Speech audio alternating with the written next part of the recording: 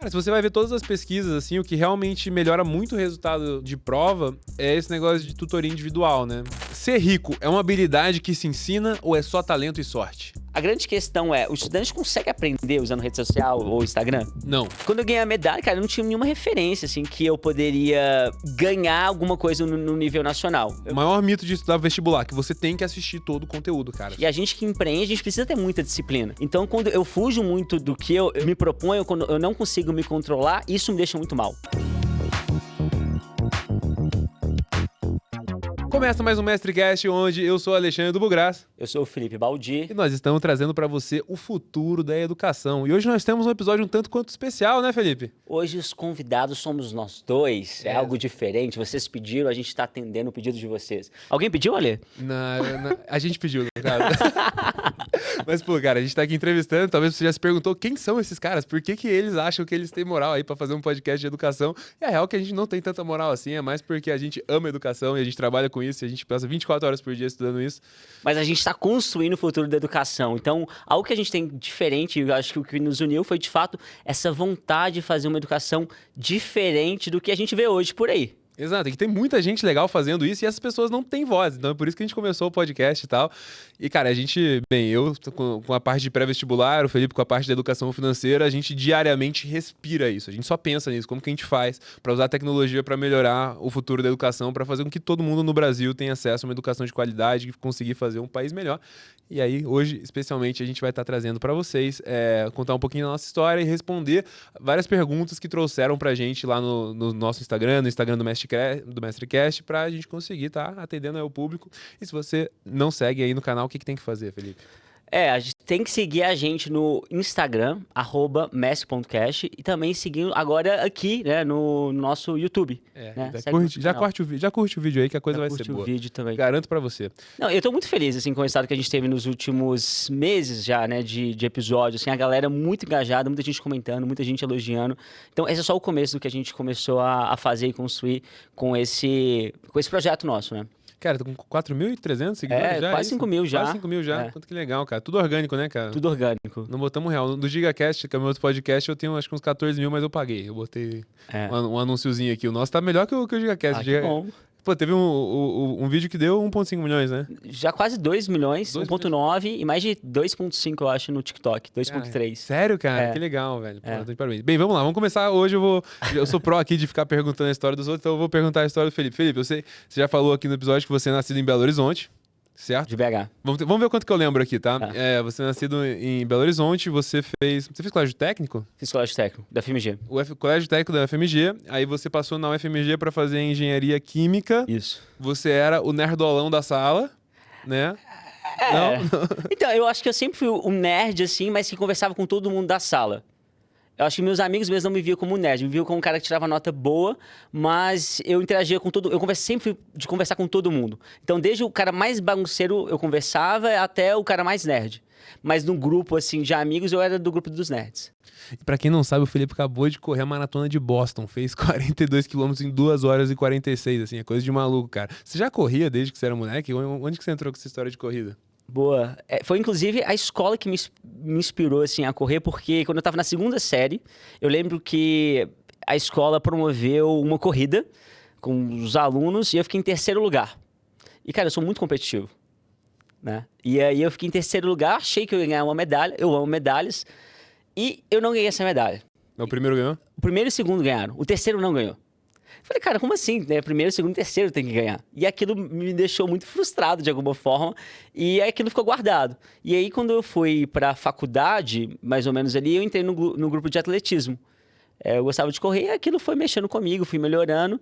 E eu acabei melhorando muito minha corrida depois que eu saí da faculdade, de fato. E é porque na faculdade eu tinha a oportunidade de jogar vôlei, né, com meus amigos e tal. E a corrida é um esporte muito... Você consegue praticar sem outras pessoas, então é muito fácil no seu dia a dia. Então depois que eu saí ali da faculdade, eu de fato me entreguei muito mais pra corrida do que antes. Antes na faculdade era 800 metros, assim, ou era sempre maratona? Eu corria na faculdade mais 1.500 ou 3.000, que era o máximo, assim. Eu sempre fui de correr a distância mais longa. Ah, entendi. E aí depois que saiu da faculdade, falou assim, não, foi cada vez mais ficando longe, mais longe, mais longe, mais longe. É. Ultramaratonas tem vontade, não? Tenho vontade. Pô, tem um amigão, cara, salve pro Bruno Banac, inclusive, fundador da Gestor, que Sim. é patrocinador do meu outro podcast, que ele, cara, ele já fez uma corrida de 24 horas sem parar, acredita? Quando eu acho que eu tô correndo muito, eu vejo quanto que ele corre na semana, eu falo, cara, isso aqui é fichinha. O que eu tô fazendo aqui não é nada. É 20, 30 quilômetros, assim, tipo, numa segunda-feira. Bobeira, né, cara? Mas o pace é bem menor também, né? Ou não? É, porque também tem uma dificuldade ali, né? Que normalmente ele corre em montanha, então o meu é sempre muito mais plano, né? Então é mais fácil também. Pô, o Bruno é conhecido, assim, no Ultramaratona do Brasil, mano? Eu comecei, acho que a gente começou a trocar algumas ideias de. Eu, inclusive, conheci ele pelo GigaCash. E muita coisa, acho que foi a pessoa que entre os convidados que você levou pro GigaCash, ele foi o cara que eu mais me identifiquei. Eu mandei mensagem pra ele na época. Que legal. E aí falei, cara, a gente acabou nunca se encontrando, a gente tentou marcar algumas corridas, mas nunca deu certo.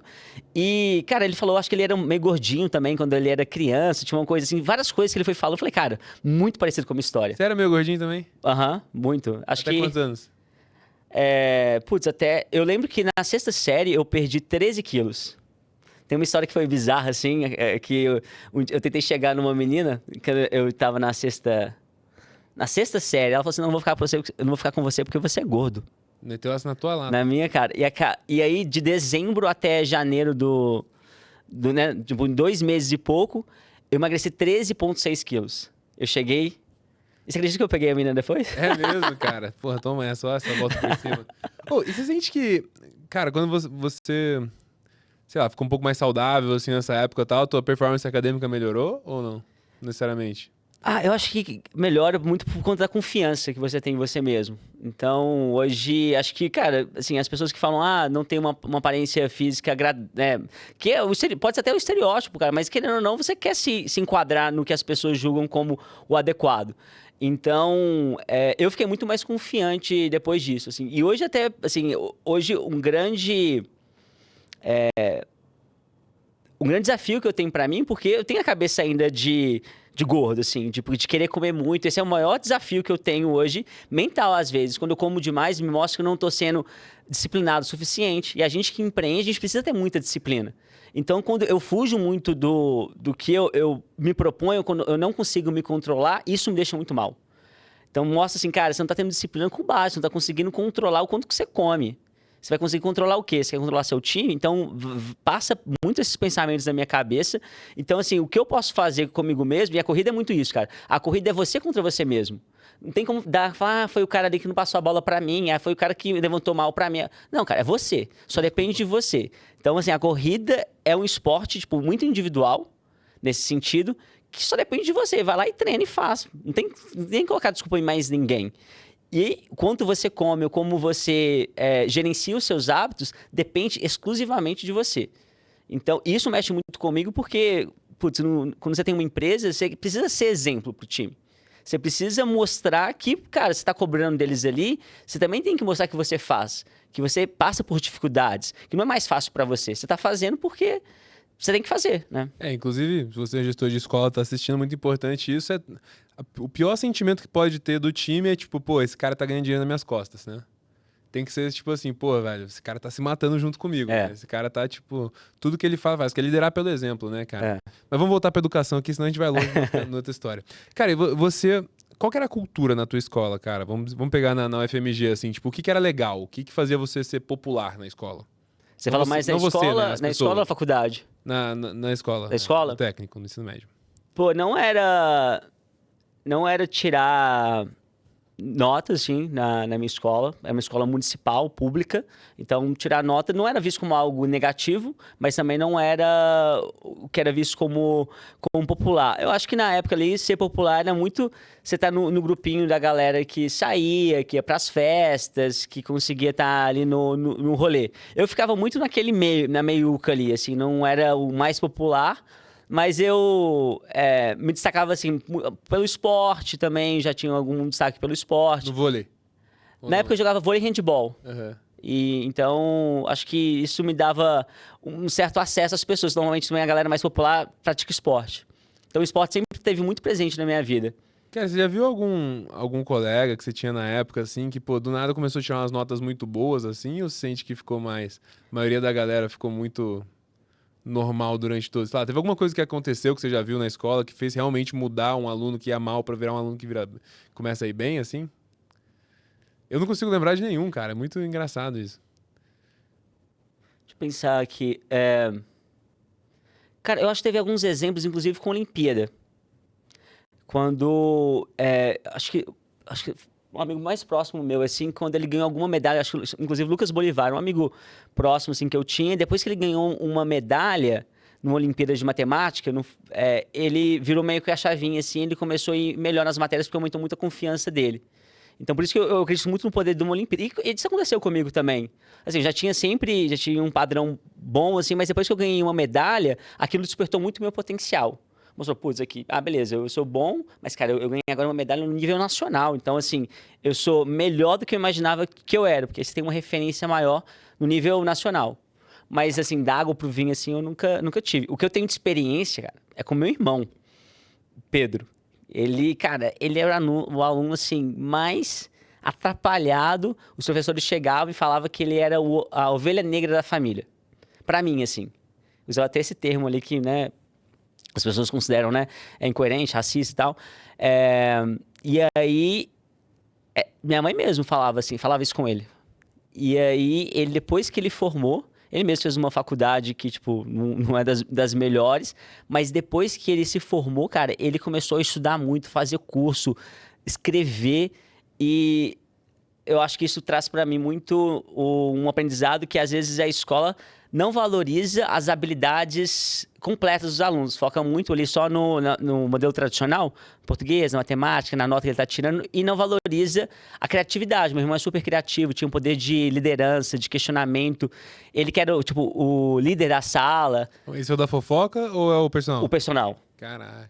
Então, assim, meu irmão, cara, minha mãe... Outro dia, meu irmão, por exemplo, pagou a viagem pra minha mãe agora, pra Boston. Foi ele. E minha mãe achava que, tipo assim, ele não virava... minha mãe sempre cresceu falando pra gente, olha, a única coisa que eu peço pra vocês é que, se vocês dando certo na vida, não deixe seu irmão, sei lá, passar fome. É mesmo, cara. Ela sempre falou isso. E hoje, tipo assim, ele tá muito bem. Inclusive, ganhando mais dinheiro que eu, porque hoje eu ganho o mínimo, né, fonte da Tangram. Pra sustentar. Exato. Então, tipo, é muito legal, sabe? Saber que, às vezes, o aluno que era, tipo, visto como o pior aluno da turma, hoje é mentor de outros professores de educação física, dando aula.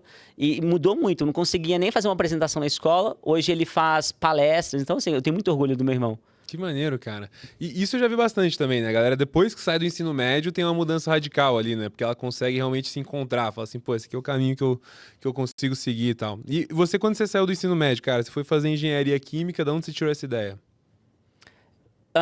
Cara, eu acho que... Esse, inclusive, acho que é um ponto muito ruim desse modelo tradicional de ensino, assim, porque fecha muito sua cabeça. Então, eu fiz, por exemplo, o colégio técnico na UFMG, fiz química lá. Cara, pra mim era muito intuitivo fazer engenharia química. Eu gostava de matemática, fazia química, era um curso, na época era mais difícil de passar do que medicina. Então, tipo, me desafiava a passar também. Então, achei um curso muito interessante. E sabe aquele negócio de desafiar? Tinha muitos amigos meus que fizeram engenharia química porque a nota era muito difícil de passar.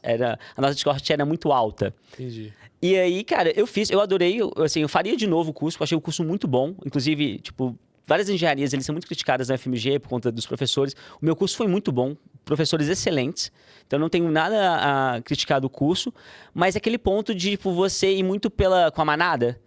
Eu sempre quis empreender. Então, talvez se eu tivesse sido exposto na faculdade com outros empreendedores ou outros cursos, talvez eu teria feito algo diferente.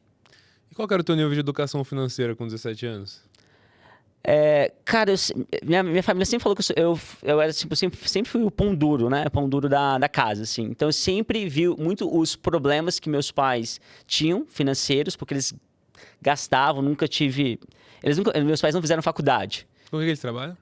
Minha mãe era policial militar, reformada agora, e meu pai foi sempre muito comerciante, tinha lojas, autônomo, e depois ele teve um táxi. Então, assim, cara, minha mãe, por exemplo, estava discutindo hoje, funcionário público, sempre fazia empréstimo. Liberava lá uma verba para ela fazer empréstimo, ligava para ela, fazia. Quer dinheiro? Opa, dinheiro. Vem. Não, pagar 30 anos. Consignado, bicho. Exatamente. Então, isso, cara, me frustrava, me deixava muito mal. E teve consequências? Demais, assim, acho que a gente passou por apertos, dificuldades financeiras em casa que não precisavam ter passado, assim. Porque ela pegou esses empréstimos lá atrás. Exatamente.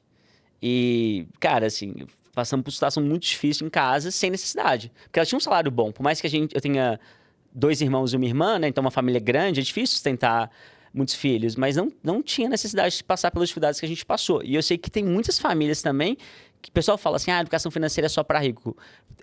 Cara, claro, tem uma parcela da população ali que ganha tão pouco, cara, não tem como você gerenciar bem um salário mínimo, assim, você tem que fazer realmente mágica com um salário mínimo. Mas tem muitas famílias que representam muito a realidade da minha família, que tem uma condição ali ok e que poderiam viver muito melhor e não precisariam passar por apertos financeiros se os pais tivessem mais inteligência financeira. Felipe, você disse que você manja tudo da educação financeira. Eu quero ver se você conhece essa estratégia aqui de como usar o tigrinho na educação financeira que eu aprendi outro Manda aí. dia. É assim, cara, tu imagina que, pô, tu vai pagar teu almoço, né? Aí você olha assim, pô, eu tenho dinheiro pra comer um almoço de R$20, né? Então, pô, R$20 é um almoço legal. Só que tem esse outro almoço aqui que custa 10 e tem esse outro almoço aqui que custa 40, entendeu? Então, o que eu vou fazer? Eu vou pegar R$10 que eu tenho e eu vou jogar tudo no tigrinho. Se eu perder, eu como de 10. Se eu ganhar, eu como de 40. Então eu vou deixar o destino decidir o comer eu vou comer hoje. Já viu isso? Você viu no TikTok, assim? Eu vi no TikTok, cara. Isso é muito louco. Caraca. E aí a pessoa aposta mesmo na hora, assim, e faz... E a galera vai na hora ali e aposta pra decidir o que vai comer, tá ligado? Cara, assim... As apostas esportivas, principalmente, apostas em geral, assim, tem realmente... Eu acho que os efeitos que a gente já tá vendo são efeitos de curto prazo. Eu acho que a coisa tende a piorar muito nos próximos anos. E eu realmente acredito, assim, não é só para marketing, eu realmente acredito que a educação, principalmente aqui olhando para educação financeira, conscientizar os jovens é super importante para que eles não caiam na adrenalina do jogo. Porque a adrenalina não tá na recompensa em ganhar. A adrenalina tá na expectativa. Putz, vou ganhar ou não vou? Vai ser de 10 ou de 40. Cara, isso que pega a gente. É isso que eu acho que é gostoso no esporte. Vou fazer a maratona que você falou. Cara, eu vou conseguir completar ou não vou? Vou conseguir. Cara, é isso que, tipo, é gostoso. Mas é gostoso isso daí, mas demora meses, anos. Anos. Né? Mas entendeu? Você tem que conseguir experienciar essas sensações em coisas que não vão acabar com a tua vida. Que não vão acabar com a sua vida. Não tem esse risco, né? Cara, vamos voltar pra história aqui que eu sempre falo de tigrinho. Eu olho pra você, eu lembro do tigrinho, cara, porque é muito bom. Eu já falei muito mal do tigrinho, vou continuar falando. E realmente eu acho que é o maior vírus da educação financeira, da finança do Brasil hoje, assim. E o mais triste é que é realmente a classe mais baixa, que mais prejudica, né? Porque não tem educação financeira e realmente acha que dá pra ficar rico. Tá pagando, né? E assim, o pessoal principalmente não tem ignorância, que é feito, porque eles não entendem que essas plataformas são feitas justamente para viciar o cara. Então o cara vai ganhar no começo. Sim. Ele vai se viciar, é feita para isso. Cara, um caso interessante que eu tive até agora, eu tava na lua de mel lá em Gramado e tal. E aí a gente tava indo lá no parque da NASA, assim, e os caras sempre aparecem aqueles caras querendo te vender pacote de multipropriedade, já viu isso? Não. Time sharing, já ouviu falar? Que é tipo assim, os caras têm um hotel, assim, e aí eles vendem um apartamento, e aí eles vendem uma semana, todos os anos, pro resto da tua vida, você tem que pagar, tipo, lá, 100 mil reais, né? Só que, cara, se você não tem educação financeira, os corretores, eles conseguem te dar um aperto muito bizarro, cara. Porque ele chega pra você e ele fala assim, tipo, Felipe, vamos pegar aqui, ó, imóvel comprado versus imóvel alugado. Imóvel alugado, você tá botando dinheiro lá, dando dinheiro pro cara, não tá ganhando nada pra você. No financiamento, pô, todo mês você tá ganhando um pouquinho mais daquele teu imóvel. O que é melhor? Parece que a resposta certa é fazer o financiamento, né? Porque você tá conquistando alguma coisa todo mês. Mas quando você tem um pouco mais de educação financeira, fala assim, tipo, não, beleza, mas o dinheiro todo que eu coloquei lá na entrada, que eu deixei lá, eu poderia ter deixado ele rendendo, e ele tá trazendo mais dinheiro que eu posso ir pegar esse dinheiro que tá rendendo e colocar em outra coisa, né? Então, se você não tem uma consciência, você acaba caindo no papo de todo mundo pra todo mundo tomar o teu dinheiro, né? Cara, isso acontece muito. Muitos amigos chegam me perguntando assim. Eu vejo muito mais um cara da educação do que necessariamente tipo de educação financeira, de investimentos e tal. Mas muitos amigos me chegam pra mim perguntando se é uma boa oportunidade. Cara, e pra mim às vezes o cara precisa ter uma noção mínima de matemática pra conseguir entender se é um bom investimento ou não aquilo. E o pessoal realmente se atrapalha muito nisso. E aí que a gente encontra o nosso dor negócio, cara. Porque, pô, esse negócio de matemática financeira, sei lá, calcular juros. Cara, se eu não me engano, são 5 ou 6 questões de juros todo ano no Enem. E as pessoas erram. Muito. Apesar de ser uma coisa relativamente fácil, o jeito que cai lá, né? Sim. Tudo bem que se você começa a complicar a amortização e por depreciação e tudo mais, essas contas ficam malucas, né, cara? E realmente tem que ir pra Olimpíada pra conseguir fazer bem feito. Mas esse básico, que é só pra você não se ferrar, é muito poderoso, né? E a gente vai chegar nessa parte aí quando você contar a história da Tangram e tal, mas vamos voltar pra faculdade aqui, cara. Então você fez a faculdade inteira e tal, durante a faculdade você, pô, já tava bem atleta e tudo mais, e aí você se via na faculdade fazendo o que depois, cara? Eu tinha muita vontade de trabalhar numa empresa alimentícia, assim, tipo Coca-Cola. Era meu grande sonho de trabalhar na Coca-Cola, assim. Multinacional alimentícia. E tal. E eu acabei trabalhando numa empresa de mineração. E quando eu entrei em engenharia química, eu tinha certeza que eu não iria para a área de mineração. E que louco. Acabei indo para uma empresa de consultoria em mineração. Então, assim, uma coisa que eu percebo também com outros amigos meus também, é que às vezes, cara, a vida vai mudando muito a sua cabeça e vai fazendo coisas que, tipo, vai te oferecendo oportunidades e você acaba gostando. Agora, um ponto que é interessante olhando para o modelo de educação hoje é que dos 30 que formaram comigo em engenharia química, ninguém mais hoje trabalha na área de engenharia química especificamente. Ninguém. Nenhum dos meus amigos. Uma amiga minha que trabalha numa empresa de mineração, mas ela trabalha na parte financeira. Não envolve nada de processo, de engenharia. De bomba. Você aprende a fazer bomba na faculdade, não aprende? Cara, sabe o que eu aprendi? Na faculdade eu não aprendi, eu aprendi no curso técnico. É mesmo? Eu acho que inclusive eu aprendi mais de química no curso técnico do que na faculdade mesmo, assim. Caraca.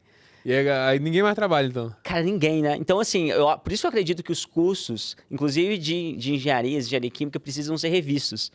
Porque, cara, se está acontecendo esse movimento do pessoal ali fazer engenharia e ir para outros cursos, por que não talvez, colocar uma carga horária mais aberta para que justamente também os estudantes consigam experimentar coisas diferentes durante a graduação? E aprender o que eles querem, né? Até muito modelo americano, que você tem uma carga mínima para você conseguir ter o teu major, mas você pode pegar um monte de matéria diferente, que são coisas que você realmente está curioso, né? Eu também acho que é um dos problemas hoje, que é tipo, como você nunca decide quais são as aulas que você vai fazer, parece que tudo que você está fazendo, alguém está te mandando, né? Então tudo se torna uma obrigação, nada se torna porque você realmente quer estar fazendo aquilo, né? Educação é uma oportunidade de você conhecer coisas novas. Tipo, na escola, eu não estou falando nem de faculdade, o professor deveria mostrar possibilidades para o aluno. Olha, tem isso, tem aquilo. Cara, porque eu vou me identificar nisso. Cara, isso aqui eu sou bom. Isso vai te dar muita confiança até mesmo para fazer outras coisas na escola. Se eu não me engano, você começou a Tangram enquanto você ainda estava na consultoria de mineração, né? Tava. Como que foi isso, cara? De onde que veio essa epifania? De onde que veio esse desejo de empreender? Conta aí. Olha, eu sempre tive muita vontade de empreender. Eu acho que essa vontade veio muito dos erros que meus pais cometiam. Então, meus pais, eles sempre tiveram problemas financeiros. E aí, eles tentavam criar novos negócios para sair daquele buraco. E aí, dava mais errado e a bola de neve só aumentava. Dá uns exemplos aí de negócio. Cara, tipo, meus pais fizeram tudo, assim. Eu tenho até uma marca no braço aqui, sabe, crepe suíço, assim, já fazia, assim, meus pais montaram uma lanchonete. As ideias que meus pais faziam, assim, a execução era muito boa. Tipo, enchia, fazia muito dinheiro, assim. Dava um movimento legal, dava pra fazer um negócio sustentável. Mas meu pai, tipo, se empolgava, aí começava a abrir mais lojas, e, tipo, outra loja, aí começava a arrumar, gastar dinheiro, tipo, não conseguia controlar o caixa. Então, o problema não era a execução do negócio, era justamente a parte de gerenciamento do negócio, sabe? Principalmente gerenciamento financeiro. Mas, pô, já ia pra Feira do Mineirinho, que era uma feira em Belo Horizonte. Feira, tipo feira hippie, assim, feira que vendia bijuterias. Minha mãe teve loja de bijuterias também. Bom, muita coisa diferente, assim. Meu pai sempre vendeu as coisas. Pô, seus pais são super empreendedores, assim, né? São. Se eles tivessem ter tido uma Tangram na educação deles... E aí meu pai, naquela época, eu lembro até hoje, assim, meu pai fechando caixa nessa loja nesse restaurante de crepe, chamava Ita Crepe. E ele falava que, não, Felipe, você não sabe de nada, você é criança, dinheiro não é assunto de criança. Eu lembro até hoje, cara, isso me marcou, essa frase. Mas eu nunca tive vontade de empreender na educação, assim, quando eu era mais novo. Tipo, você via seus pais fazendo ali e falava assim, cara, acho que eu consigo fazer. Aí eu vi os erros já, eu sabia que meu pai estava fazendo coisa errada, mas ele me ignorava o que eu falava. Meu pai era meio ignorante nesse sentido. E aí, quando eu estava na faculdade, falei, cara, putz, eu já estava trabalhando há muito tempo numa empresa, né, de consultoria em engenharia, E chegou um momento que aquilo não tava mais brilhando no meu olho, cara. E, ao mesmo tempo, depois que eu voltei no intercâmbio pago pelo governo, eu tinha criado um projeto voluntário em 2015, na cidade que eu tinha morado, que é Itabirito, para preparar outros estudantes para a mesma Olimpíada que tinha mudado a minha vida. Matemática? É a Olimpíada de Matemática, a UBMEP. Então, tipo, na minha cidade eu era referência, que eu já tinha ganhado 3 medalhas de ouro. Então, na época, ganhei medalha do presidente, eles fizeram um outdoor, cara. Tipo assim, eu fui muito... Era o Lula na época? Lula na época, e aí... Caraca, o Lula te entregou uma medalha assim, cara? Que da hora, medalha. mano. Isso é marcante, né? Tem Tipo, foto disso, não? Tem. Bota aí, né? Manda pro editor aí pra gente colocar aqui. Quando eu postei essa foto a primeira vez, a galera meio que viralizou, porque quem é Lula... Enfim, eu acho que se fosse Bolsonaro também, cara, você receber isso não importa, Qualquer né? É um, o presidente, cara, qualquer um. É super emocionante, assim, na época. Trouxe muito valor também. Você está recebendo isso do presidente, ganha do Aécio Neves também dinheiro, assim, o Aécio Neves, que era o governador de Minas na época. Então foi muito legal, cara, assim, isso realmente desperta muito seu potencial quando você estuda numa escola pública, você não tem referências, né? Cara, por que a Olimpíada muda a vida do estudante? Porque ele passa a acreditar nele mesmo. Porque ele se torna mais autoconfiante. Ele fala, cara, eu também sou capaz. Eu acredito muito nisso. Como que mudou a sua vida? Quando eu ganhei a medalha, cara, eu não tinha nenhuma referência, assim, que eu poderia ganhar alguma coisa no nível nacional. Eu me considerava um estudante bom da minha escola municipal do interior de Minas. Eu não sabia que eu tinha esse potencial de ficar entre os melhores do Brasil. E aí, no primeiro ano, eu não ganhei uma medalha. Eu fui bem classificado e ganhei uma bolsa de iniciação científica. Cara, aí aquilo quando, tipo, opa, peraí, se eu fiquei bem agora, eu comecei a estudar, cara. Na época eu não gostava de probabilidade. Eu sempre errava a questão de probabilidade. Peguei os livros na biblioteca e passei as minhas férias estudando.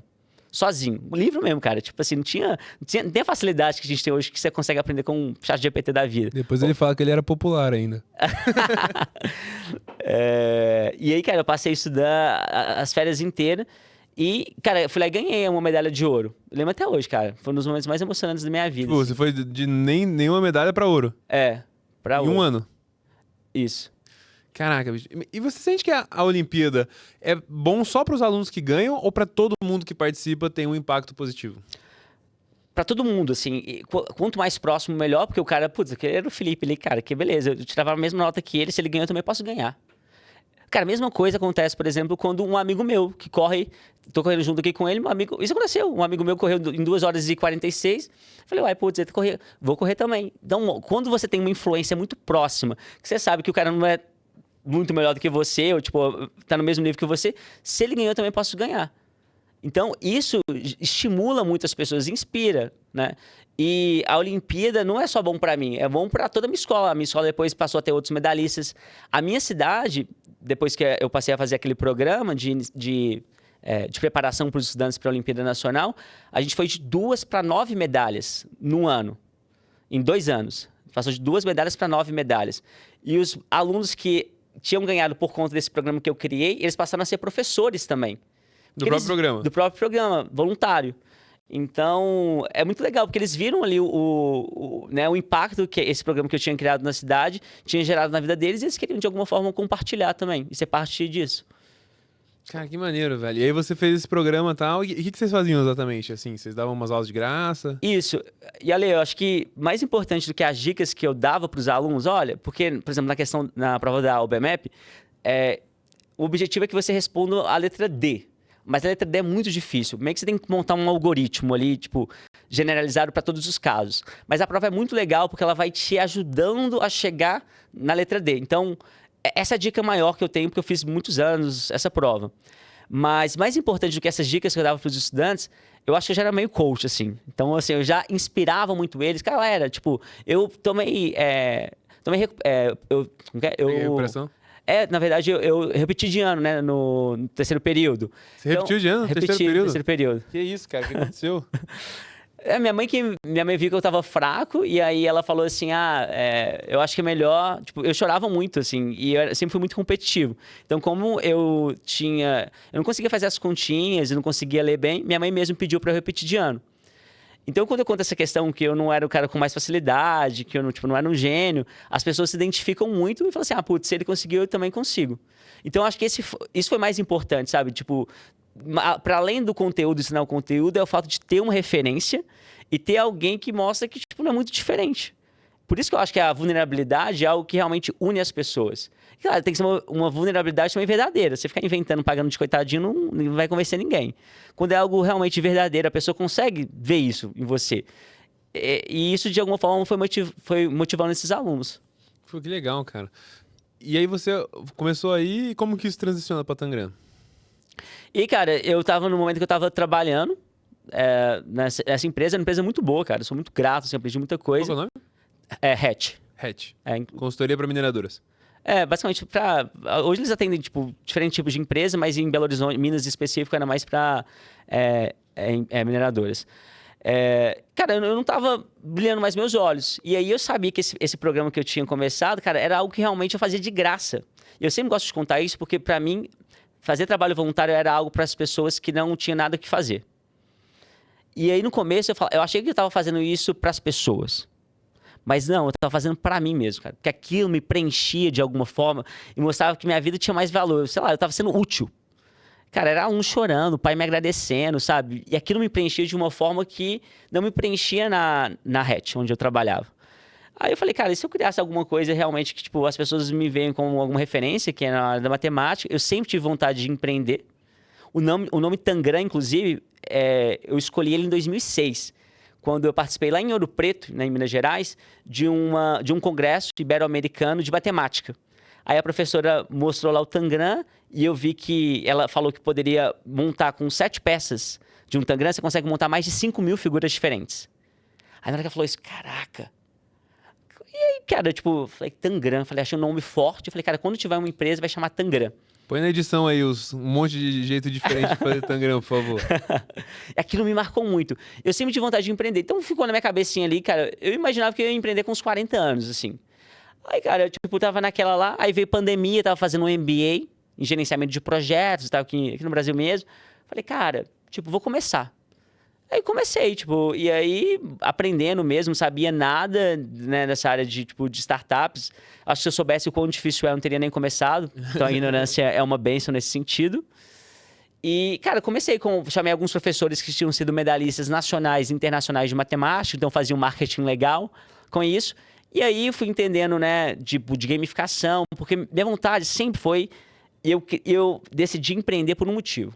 Eu sempre quis fazer experiências de aprendizagem que, cara, fossem interessantes para os alunos, que eles gostassem. Então, quando você nunca vai me ouvir falar assim, eu quero que a Tangram seja a maior empresa de educação. Claro que de educação no Brasil, claro que eu quero que seja, mas eu sempre quero que seja a solução que os alunos mais amem, que eles sejam apaixonados, que eles usem porque eles gostam.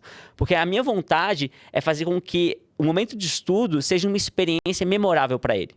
Que desperte emoção, que tenha adrenalina, que ele sorria, que ele, de alguma forma, lide com a frustração dele. Então, na Tangram, cara, eu realmente posso usar isso, posso fazer isso já hoje. E eu acho que, tipo, é uma construção e eu acho que eu tô sendo já bem sucedido nesse sentido. O que foi a primeira coisa que vocês lançaram na Tangram, cara? Primeiro produtinho. O primeiro produto eram aulas gamificadas de matemática. Então, era um pai que queria ensinar como se fosse dar aula particular para o filho dele, mas a gente colocava sempre jogos no começo das aulas para tirar o medo do aluno em errar. Porque, para mim, matemática, principalmente os alunos que têm muita dificuldade, eles têm um certo bloqueio com a matemática. Então, eles têm medo de errar. Então, quando você coloca um jogo, que o aluno vai lá, isso, ele tá errando toda hora.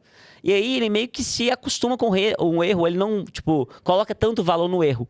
Então, a gente começou a colocar jogos no começo da aula, para que o aluno perdesse esse medo de errar e criasse uma conexão com o professor. Tá tudo bem, cara, errar. O mais importante aqui é você aprender. E não nasceu como educação financeira, então, nasceu como matemática. Com matemática. E aí, como foi essa transição? Eu fui mergulhando muito na educação, entendi que a escola ela já valorizava muito a matemática. Foi uma junção de preparar o aluno para competências que a escola ainda não valorizava, e eu entendi que era importante. Acho que tem muito a ver também com a história da minha família, igual eu contei agora. E Então, eu quis fazer alguma coisa que realmente ajudasse o aluno para além daquilo que a escola já via que era importante. Educação financeira, para mim, é fundamental para o sucesso dele como um todo. Hoje, quando eu falo da Tangram, nosso objetivo é tornar os jovens mais ricos, as pessoas mais ricas. E aqui eu não estou falando só de dinheiro. Então, na Tangram, a gente fala muito sobre uma riqueza física. Seu corpo tem que estar bem, você tem que estar bem. Né? Você tem que alimentar, tem que tomar água e tal. A gente fala disso. Tem que ter uma riqueza emocional, intelectual e material. Então, a gente fala sobre esses 4 pilares das riquezas. Então, quando a gente fala assim, a gente quer tornar os estudantes mais ricos. Então, tem a ver com isso, não tem a ver só com finanças. Porque é isso que eu fui percebendo. Antes, minha vida, cara, na minha cabeça, era que se eu atingisse um determinado salário, eu ia ser a pessoa mais bem-sucedida do mundo. Ganhando aquilo, pá. E aí, quando eu Quanto que era esse número pra você? Na minha época, era 20 mil reais. E aí, quando eu ganhar 20 mil reais, cara, vai ser sucesso.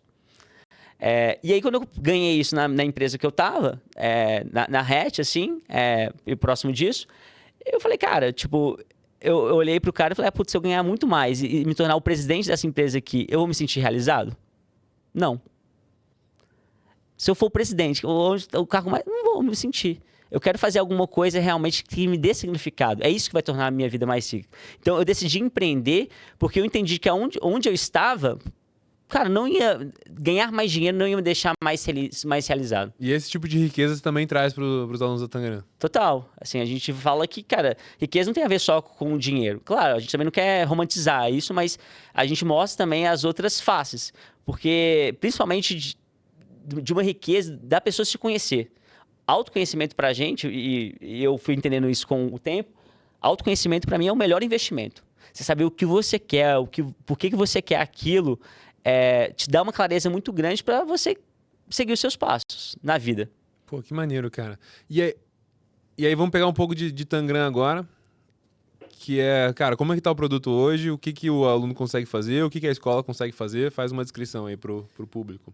Inclusive, se você ainda não usa o Tangram na sua escola, se você é um diretor de escola, um professor, cara, dá pra baixar o Tangram Dá pra começar baixar a o usar Tangram, agora dá. na App Store, certo? App Store, Google Play. E esse, tem que ser de afiliado com alguma escola pra poder usar? Não, a gente já colocou disponível uma versão que o estudante tem uma trilha lá, teste que ele consegue usar e entender ali como que o produto funciona. E, cara, eu acho que o jeito mais simples de explicar é que é o Duolingo da educação financeira hoje, né? Isso. E você vende para as escolas e as escolas distribuem isso para os alunos e os alunos estão sempre participando de competições, gamificações para eles conseguirem estar incentivados a cada vez mais estudar, sem falar das Olimpíadas também que vocês organizam, né? Exato. A Olimpíada vai acontecer agora do dia 9 ao dia 13 de junho. Então, esse podcast está sendo gravado, então não sei quando que vai sair, talvez já tenha até acontecido a Já aconteceu, Olimpíada. vai ano que vem. Vai participar do ano que vem. Então, dá uma olhada nas redes sociais para saber o sucesso que foi, porque vai ser. Cara, a gente está com uma vez por ano, a gente está com mais de 300 mil alunos inscritos. Tá zoando? 300 mil alunos inscritos, cara? 300 mil, cara. Que loucura, tá sendo uma loucura para gerenciar esse tanto de escola, assim. E eles se preparam usando a própria Tangram? Isso, a gente disponibiliza as provas anteriores, então os professores têm acesso, a gente manda o material também para as escolas prepararem os alunos, e aí a gente agora, né, no final de junho, faz uma cerimônia de premiação online. E quantas pessoas ganham medalha, cara, nessa história toda? 3% dos alunos participantes, então 1% ouro, prata e bronze. Que legal, cara. 300 mil alunos, hein, velho? Que legal. Olha esse impacto, né? 300 mil pessoas que estão se esforçando para aprender mais sobre educação financeira para conseguir se tornar cada vez mais ricas. Tem algumas features que você quer comentar, cara, que você acha que é bem legal, que o pessoal gosta muito? Features é funcionalidade, né? Tô todo gringo aqui. Cara, Ale, eu gosto muito, eu não vou falar especificamente da Tangram, mas quando a gente olha, por exemplo, para gamificação, que é algo que você também utiliza, né, na Syndria. Muito pior que vocês.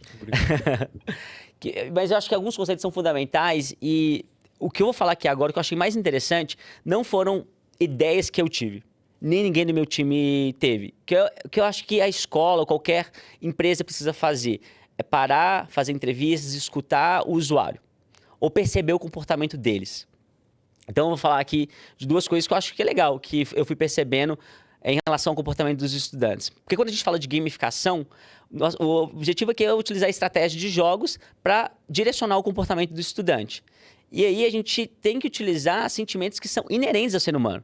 Por isso que eu gosto, às vezes, de ler livros, assim, tipo, que são atemporais. Porque, cara, quando você pensa no ser humano, o ser humano é competitivo e, ao mesmo tempo, ele gosta de colaborar. Então, a gente tem um ranking na Tangram que eu vou falar da Olimpíada aqui especificamente, mas isso também vale para o nosso programa regular, que é como se fosse um sistema vertical de ensino. A gente tem essa competição entre os alunos no nível nacional, mas por que a gente tem um engajamento muito maior do que qualquer Olimpíada? Porque a gente distribui esses alunos num ranking online por escola. Então, mesmo que, tipo, você esteja lá no ranking, está no último lugar, você continua jogando porque você quer que a sua escola vença. E o aluno, putz, eu tô aqui no primeiro lugar, olha, pô, joga lá, cara, para o ranking da nossa escola ganhar. Então, isso a gente foi percebendo com o tempo que é muito mais forte do que o individual. Porque o cara, em um momento, ele poderia desistir, mas como ele quer que a escola dele ganhe... Todo mundo se ajuda ali. Todo mundo se ajuda. Então, e acho que isso que é legal, assim. A nossa Olimpíada não é necessariamente para ver quem tem o maior aprendizado de educação. É muito mais sobre engajamento. Isso é muito legal. Isso faz com que eu esteja muito alinhado com o que eu acredito para educação. Porque, para mim, é preciso engajar para educar. Quando eu falo isso, assim, se o aluno não estiver interessado, se ele não estiver engajado, cara, ele não vai aprender. A atenção dele tem que estar voltada para aquilo. E esse é o nosso desafio hoje. É engajar o aluno, é trazer alguma coisa interessante para ele, para que ele pare e fale, putz, vou deixar de olhar aqui o TikTok, o Instagram aqui, para me interessar por isso daqui. Me corrija se eu estiver errado aqui, cara, mas quando você diz engajar, eu acho que o ponto que você tá trazendo é que, tipo, pô, se você só ficar incentivando nota, resultado, os alunos que vão pior acabam falando assim, tipo, pô, são merda, coisa terrível, não aprender nada. Enquanto se você incentiva o engajamento, ou seja, o esforço, né, o trabalho, você consegue incentivar ele não só na educação financeira, mas em tudo, né? Ele vê, pô, se eu estudar, eu consigo melhorar, eu consigo evoluir. Era nessa linha que você estava falando de Nessa linha, inclusive, a gente cria funcionalidades que valorizam o esforço. Então, por exemplo, se o cara entra todos os dias, ele vai conseguir completar as streaks, ele vai ganhar mais tangrams por conta disso. Então, é muito mais sobre engajamento do que necessariamente só o cara que está em um maior percentual de acertos. Que é isso que a escola deveria também valorizar mais, deveria valorizar o esforço. Né? Então, se você, por exemplo, valoriza só quando o aluno tira 10, ou você mesmo é um pai ou mãe que está me escutando, putz, vou valorizar meu filho aqui porque ele tirou 10. Putz, às vezes ele se esforçou muito e ele em algum momento tirou 5. Ou se ele foi do 4 para o 6, será que isso não vale mais do que simplesmente ele se mantém no 9? Então, eu valorizo muito isso, tipo, cara, porque é meio que como eu funciono. Quando vejo minha vida assim, eu sempre gosto de trazer o exemplo da corrida. Cara, eu tenho orgulho de mim em alguns quesitos, porque eu olho para trás e eu vejo uma evolução. Tipo, na corrida ou até mesmo na Tangram. Na Tangram, principalmente na educação, cara, eu vejo que eu tô caminhando a passos muito, tipo, devagar. Tudo bem, é meu processo. Mas quando eu olho para trás, cara, eu vejo uma evolução significativa. E eu tenho orgulho disso. Cara, vamos um passo de cada vez, contanto que esteja na direção certa, em algum momento você vai chegar, né, cara? Eu tenho certeza que você vai chegar. Porque... peraí, deixa eu falar. Não é qualquer pessoa que tá falando isso pra mim, não, pô. Cara, eu tenho certeza porque uma coisa que eu achei muito legal, assim, falando um pouco mais de empreendedorismo do que educação, que você falou, que tipo, pô, velho, maior empresa de educação do mundo, não, cara, quero que é o melhor produto e tal. E empresas que vendem pro público geral, pros consumidores, quem tá usando o consumidor, cara, no fim das contas, é isso que importa. É o produto que a galera mais olha e fala assim, cara, que coisa maravilhosa. O Felipe tem muito carinho quando ele fez isso daqui pra eu gostar disso e eu ter uma boa experiência. Então, a gente vai ter um super sucesso, cara. E, cara, de visão, assim, você vê a Tangram como sendo a plataforma para se preparar para todas as Olimpíadas? Você quer ficar mais na educação financeira? Como que você imagina? Bom, eu tô, assim... Cara, eu tô descobrindo, mas eu vejo muito que a gente tem muito para fazer em educação financeira ainda. Eu acho que é um mercado muito grande, que tende a crescer muito. Acabei de sair da Bet Brasil agora, novas soluções chegando, então acho que o mercado está se abrindo muito. Mas eu sou um cara, como você disse aqui, que eu sou muito obcecado pelo produto, pelo core. Eu acho que o core que a gente tem hoje já é muito bom. Então, todas as escolas que usaram no ano passado, todas elas renovaram.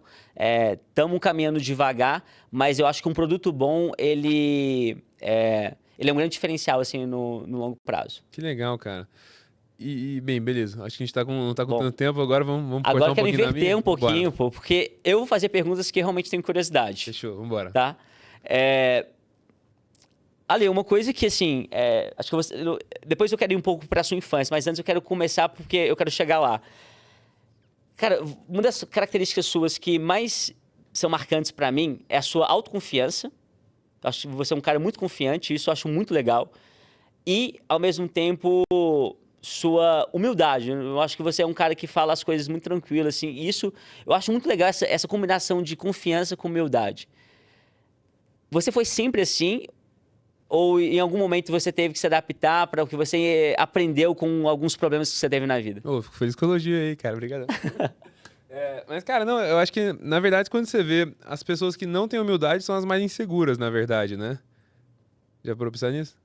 Então, tipo, a pessoa que não tem humildade, ela é insegura porque ela tem que ficar se convencendo o tempo todo de que ela é melhor que os outros, porque ela mesma não acredita que ela tem valor, né? Enquanto que eu acho que a coisa que mais mudou, assim, eu acho que foi na faculdade, mais ou menos, que eu me liguei nisso, assim, cara. Era que, cara, eu realmente acredito que todo mundo tem alguma coisa pra ensinar e todo mundo tem infinitas coisas pra aprender, tá ligado? Então, tipo, não importa com quem você converse, cara. Tipo, pô, você falou que seu pai, no fim da carreira, ele foi taxista, né? Uhum. Eu sou taxista. Já te contei essa história? Não. Eu sou taxista, eu comprei uma vara de táxi, tá ligado? Sério mesmo? Sério. Você falou que ia fazer isso, é Eu mesmo? comprei, eu tenho conduto táxi, eu tenho uma vara, eu tenho carro, sou um taxista. E, cara, isso é por quê? Porque, cara, pego táxi e eu fico trocando ideia com os caras. Eu aprendo tanta loucura, tá ligado? E aí, pô, eu vou aprofundando na vida dos caras e tal. Que eu realmente acredito que todo mundo tem alguma coisa pra ensinar, sabe? E quando você vê que tanta coisa todo mundo sabe que você não sabe, você vê, tipo, pô, é real que eu só sei bastante nesse micro coisa aqui que talvez é fazer empresa de tecnologia no Brasil, ser um pouco de marketing, ser um pouco de educação e tal. Cara, vem aqui no Mastercast, assim, eu vejo que eu realmente não sei quase nada de educação, mas cada episódio eu vou sabendo um pouquinho mais, assim, né? É aquele negócio do tipo, quanto mais você acha que você sabe, menos você sabe, provavelmente, né? E, cara, do lado da confiança, assim, especificamente, eu.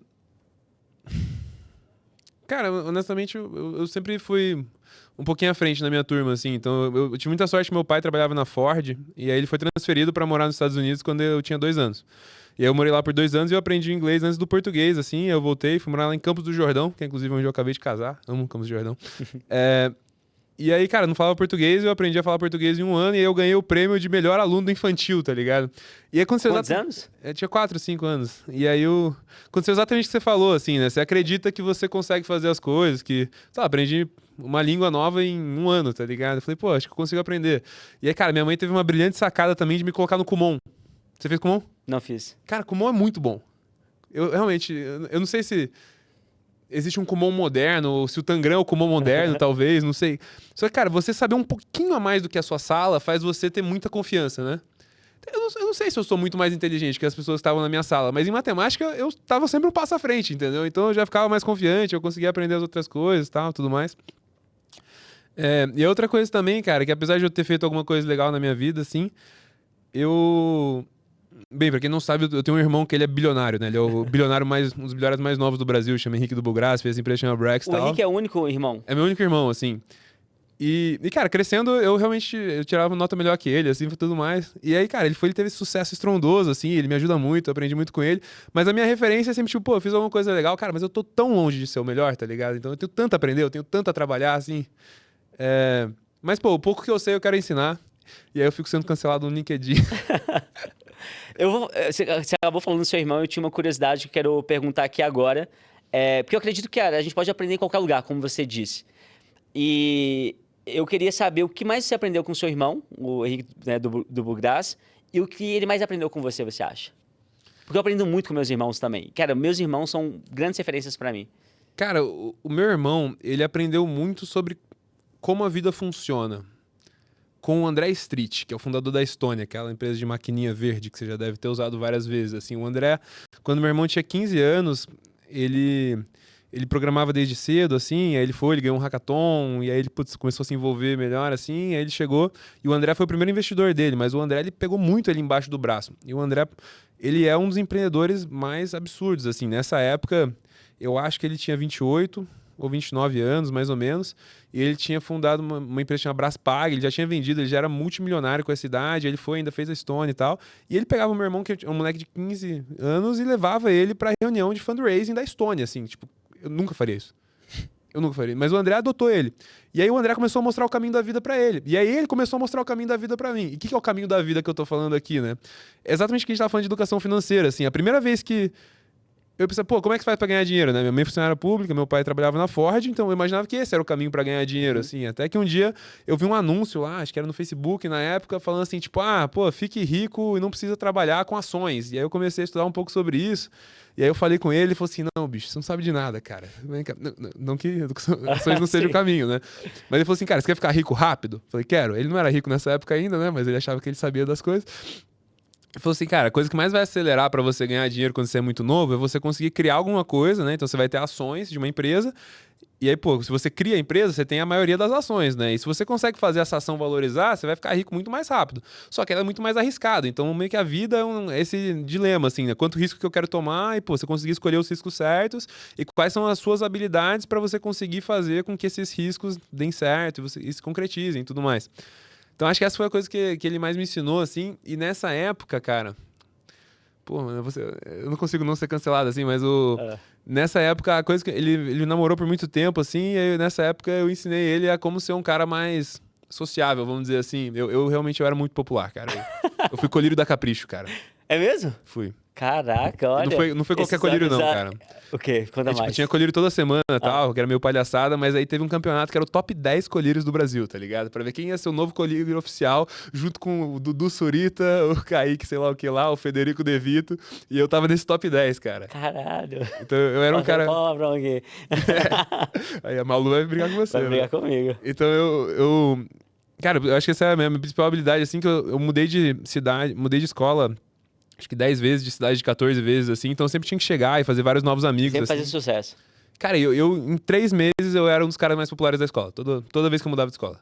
Eu até achava legal mudar de escola, porque eu pegava esse Aham. desafio de novo, assim. Fui puxar um relatório, assim, de quais são as coisas que mais prejudicam um aluno na educação é mudar de escola com frequência, sabia? Caraca. Mas eu achava maneiro, eu ficava mudando, eu Por que você escolhia. acha que ele é popular? Porque só pela beleza ou pelo Não, jeito com também? certeza não, cara. É porque, cara, eu sempre fazia assim, eu chegava na sala e eu tentava ver, pô, quem que é a galera que vai dar um espaço pra eu trocar ideia. Eu chegava e ficava amigo dessa pessoa e tal. Aí eu via, cara, quem que é o amigo dessa pessoa que eu posso ficar também? Eu ficava daquele grupo. E todos os grupos, assim, entre o popular e o afastado ali e tal, tem várias interseções, assim, né? De tipo, alguém que é do afastado, mas ele é alguém que tá no meio do nível da popularidade. Tem um outro amigo que tá no meio do nível da popularidade, aí esse outro tem um outro amigo. Então eu ia ficar só pelos amigos de amigo, amigo de amigo. E eu era também muito bobo da corte na sala, assim, então eu tenho déficit de atenção relativamente pesado, assim, então eu achava muito chato a aula, assim, como já falei várias vezes. Você achava a escola legal, eu achava insuportável, assim, eu fazia o 5/5 várias vezes, tinha 5 aulas, ia 5 pra diretoria, e aí eu ia pra diretoria porque o meu foco na aula é, cara, como é que eu faço a galera inteira dar risada. Então eu era o bobo da corte, assim, então sempre funcionava bem pra mim. Agora, assim, você era um cara que observava muito, esse cara aqui tá aqui. Era muito natural o seu ou você fazia isso de uma forma até intencional, assim? Sabe, assim, vou parar aqui, vou analisar pra me tornar popular. Como que era? Era muito natural o seu já? Cara, é muito estratégico, na Era verdade. estratégico? Minha mãe é excelente nisso, assim. Então, minha mãe, ela era juíza do trabalho e tal, e o trabalho dela era muito assim, cara, tem que ver qual que é a dinâmica nessa sala, quem que quer o quê, por que que eles querem cada coisa, quem que tá mentindo, quem que não tá, por que que eles estão mentindo, qual que é o objetivo deles e tal. E, cara, isso era muito presente na nossa casa, assim. Então, minha mãe sempre foi uma pessoa muito, tipo, de ler as pessoas e estrategicamente conseguir falar com elas e trazer, assim. Então, eu e meu irmão também, ela era muito esperta, o jeito que ela falava com a gente e tal. E, pô, então eu chegava na sala e eu tinha uns objetivos, assim, e eu pensava, cara, como que eu vou fazer, qual que vai ser a minha estratégia e tal. Aí eu via alguém fazer alguma coisa legal, eu falava assim, pô, deixa eu fazer uma coisa parecida. Te dar um exemplo, tá? Coisa que minha mãe faz, um negócio, eu acho que o cérebro dela é diferente, tá ligado? Ela adora saber das fofocas meus amigos, né? Aí tinha um amigo meu e tal, aí tinha essa outra menina e ela queria saber se eles estavam ficando, mas era meio secreto, porque ela tinha ficado com outra pessoa. Minha mãe é cheia de querer saber das fofocas do grupo. Aí ela chega do nada e ela fala assim, tipo, cara, o João nunca conseguiria ficar com a Lívia. E, cara, eu não conseguia me controlar. Eu tive que defender a honra do João. Tipo, você não sabe de nada, o João pegou a Lívia. Aí ela só fez assim, ó. Tipo, Ela sabe entrar na mente da ela pessoa. sabe, cara. E aí, pô, assim, esse tipo de coisa o tempo todo, assim, era... Meu pai era muito piadista também. Meu pai, a vida dele era fazer piada e tal. Então, meio que peguei um pouco dos dois lados e eu ficava o tempo todo só pensando nisso, cara. Como que eu faço pra fazer piada, fazer amigo? E, na verdade, eu tinha vergonha de tirar nota boa, sabia? É mesmo? Por quê? A minha escola era realmente feio tirar nota boa, assim. Olha, Curioso, né? Na curioso. escola particular, em Taubaté, assim, todas que eu estudei sempre foi assim pra mim, cara. Que é tipo, pô, o cara que tira nota boa, o nerdolão, o cara que pega as charmosas é o tatuado, tá ligado? Que usa droga e tal. Então, eu nunca, eu tirava 10 às vezes, matemática e tal. Você não deixava querendo que ninguém Não perguntava pra soubesse. ninguém, perguntava assim, pô, como é que foi? Puta, mano, uma bosta. Então, sei lá, não... Mas aí, o que que o seu Enganei. irmão, o Henrique, você acha que mais aprendeu com você? Então, eu ensinei isso pra ele. Como que ele faz pra ser um cara desenrolado, Ah, entendeu? desenrolado. É. Mas aí tinha um treinamento? Cara, tinha um treinamento profundo, Como que assim. era o Eu treinamento? ficava no coach dele, assim. Ele queria lá Ah, paquerar é? as menininhas, eu falava pra ele como é que era. Ele tinha todo o caminho, cara. Pergunta pra ele, se perguntar pra ele, ele vai contar umas histórias que eu não posso contar aqui. Né? É, censurado aqui. Bom, mas que maneiro. Então, assim, em casa, então, talvez, o que eu tô entendendo aqui foi um lugar onde você aprendeu muitas coisas com seus pais, Muito mais com que na seu escola. irmão, muito mais que na escola. É. E, cara, tive computador desde cedo também, né? Você tem quantos anos mesmo, Felipe? 34 agora? Porra, Não, 30, não lembro, 31. 31, pronto. Quantos anos você teve computador? Pô, acho que com 13? 13? É. Cara, essa parada faz muita diferença, velho. Eu não lembro de não ter computador. É o Gen Z, né, basicamente, assim. Então, tipo, qualquer coisa que eu queria aprender sempre tava... Acho que antes, uns 10 anos, assim. É. Mas ainda assim, não... Não, Teve uma época que eu tinha muita vontade e não tinha. Então, qualquer coisa que eu queria aprender, cara, tava 3 cliques de distância e tal. E eu conseguia ir lá, aprendia rápido. Aí chega na aula, cara... Porra, 1 hora pra você conseguir aprender qualquer coisa, tá ligado? É muito lento. Inclusive, quando eu ganhei a premiação da Olimpíada de Matemática, o que eu comprei? Um notebook pra mim, era meu sonho. Caraca, da hora, hein? Legal, né? E aí você ficou estourado. Aí fiquei popular. Mas, nossa, doido. E tinha internet na tua casa? Ah, na época era discada, né? Escada. Então tinha um computadorzinho na tua casa lá, mas você tinha que dividir com teu irmão, não podia usar 4 direito. pessoas, computador ruim pra caramba. O meu era assim no começo também, mano. Era uma briga danada. Cara, eu quase morri uma vez por causa de computador, sabia? Quando eu era criança. Como assim? Como que Eu, aconteceu? eu tinha uma conta no Neopets, né? Que era um joguinho lá que eu jogava e tal. E aí, meu irmão, a gente viu o computador assim. E aí, a gente tinha essa regra, cara. Quem acordasse antes e pegava o computador. E aí, se saísse pra ir fazer um xixi, o outro roubava e perdeu e tal. Foi a regra que a gente conseguiu criar. E aí, cara, eu acordei 4h30 da manhã pra pegar o computador nesse dia, assim. A gente ia se desafiando cada dia a acordar mais cedo pra pegar e tal. Aí ele acordou e falou assim, não, porque meu servidor de Ragnarok vai morrer, vai cair se eu não fazer agora, pelo amor de Deus, deixa eu usar e tal. Eu falei, não, então beleza. Aí passa 1 hora, eu falo assim, e aí, mano, terminou? Deixa eu usar, eu tenho que fazer minha parada. Ele, não, terminei não, rapidão, por favor. Passa 2 horas, ô, e aí, velho? Ô, por favor, cara, não, 3 horas ali. Aí chegou e falou assim, cara, o que eu disse não tá mais dito. Eu travei, eu não sabia mais, não sabia o que responder, tá ligado? Aí a gente tentou sair na porrada, apanhei, tá ligado? Caraca. E aí eu fiquei muito puto, cara, e eu fugi de casa. E aí eu tava andando de pijama, assim, era, sei lá, 11 da manhã, aí passa um carro, assim, e o cara fala assim, tipo, ô, o que você tá fazendo aí? Cadê teus pais e tal? E eu tava bravo, falei assim, não sei, não queria falar tal. Cara, entrei no carro do cara, fui pra casa dele, tá ligado? E aí? Graças a Deus o maluco não era um pervertido. Ou era, eu não lembro, né? Talvez eu bloqueei da minha memória. Mas aí 1 hora eu fiquei com medo, sei lá, acho que eu dei o número de casa lá, eles ligaram, e, cara, a babá cuidava, minha mãe desesperadas, tá ligado? Tipo, cara, o que aconteceu com esse moleque fudeu? Ele vai morrer, já era. Caraca. E justamente por causa de computador, cara, por causa Nossa. dessas brigas bobas. Olha, me conta um pouquinho então dessa história ali, como que foi a sua escola, onde você estudou, no ensino fundamental, médio, e como foi a sua ida ali pra faculdade? Cara, que eu vou contar a história toda, ó. Nasci em São Paulo, nunca morei aqui quando era criança, fui pra São Bernardo do Campo, aí transferiram meu pai lá pra Michigan, Ann Arbor, trabalhar na Ford. Aí eu voltei pra Campos do Jordão. Isso com quantos anos? Aí eu tinha 5 anos de idade, Tá. já tinha morado nesse tanto de lugar. Aí Campos do Jordão ficou meio pequeno, eu mudei pra Taubaté. Aí em Taubaté eu estudei no Colégio de Progressão. Aí o Jardim, aí eu mudei pro Jardim das Nações, que era o colégio da galera mais legal lá de Taubaté. Aí eu queria uma escola mais na moral, assim, eu fui pro Ângulo e tal. E mesmo no Ângulo era feio tirar nota boa, cara, muito louco. Aí do Ângulo eu fui pra Nova Zelândia lá, pra fazer intercâmbio, morar lá e tal. Que eu queria jogar tênis, aí eu fiz um negócio de Isso tênis high lá. school, assim? É, no high school. Aí eu voltei, eu fui morar em Serra Negra, aqui no interior de São Paulo, que é um esquema que era muito legal, cara. Só tinha aula na quarta-feira à tarde. E o resto do tempo eu jogava tênis, era muito bom, velho. Mas como que foi a sua experiência no high school, na Nova Zelândia? Foi horrível, cara. Por quê? Cara, basicamente eu fiquei com uma menina lá, e aí eu terminei com ela, aí ela espalhou pra escola inteira que tava grávida de mim e eu não queria assumir o filho. Caraca. Aí todo mundo na escola me odiava. E ela inventou isso? E ela... É, óbvio. Tipo, então ela inventou isso do nada, assim? Ela ficou puta que eu terminei com ela e tal, tudo mais. Ah. E aí, cara, ela chegava pra todos os namorados das amigas dela e falava pros amigas dela falar que eu tava tentando, tipo, fazer coisa e tal. Eu nem conhecia as amigas dela, assim. Nossa. Aí foi 6 meses, assim, onde eu só jogava tênis. Durante a escola eu ia dar aula pra biblioteca, eu ficava lendo, aí ia pra aula. Foi a época que eu virei mais estudioso, inclusive. No fim foi bom. Obrigado, russa vacilona. Mas e como eram as aulas lá? Muito diferentes do que você Cara, vê no Brasil? Não era muito diferente, era pior, honestamente. Eu acho que era mais fraco o ensino lá, assim. O que tinha um pouco de diferente é que você podia escolher mais as aulas. Eu escolhi educação física todo dia. E eu acho isso bom, cara, porque eu gostava de ir pra escola porque ia ter educação física, Sim. assim, né? Então, tipo, não sei se era assim, o dia da educação física é o dia mais legal. Eu falei assim, opa, Mais legal. quarta-feira, dia da educação física, né? Eu acho que dá pra ter educação física todo dia se você conseguir fazer com que as outras aulas você aprenda mais A gente treina rápido. todo dia? Todo dia, você faz exercício, né? Faz Uma coisa exercício, boa. faz na escola.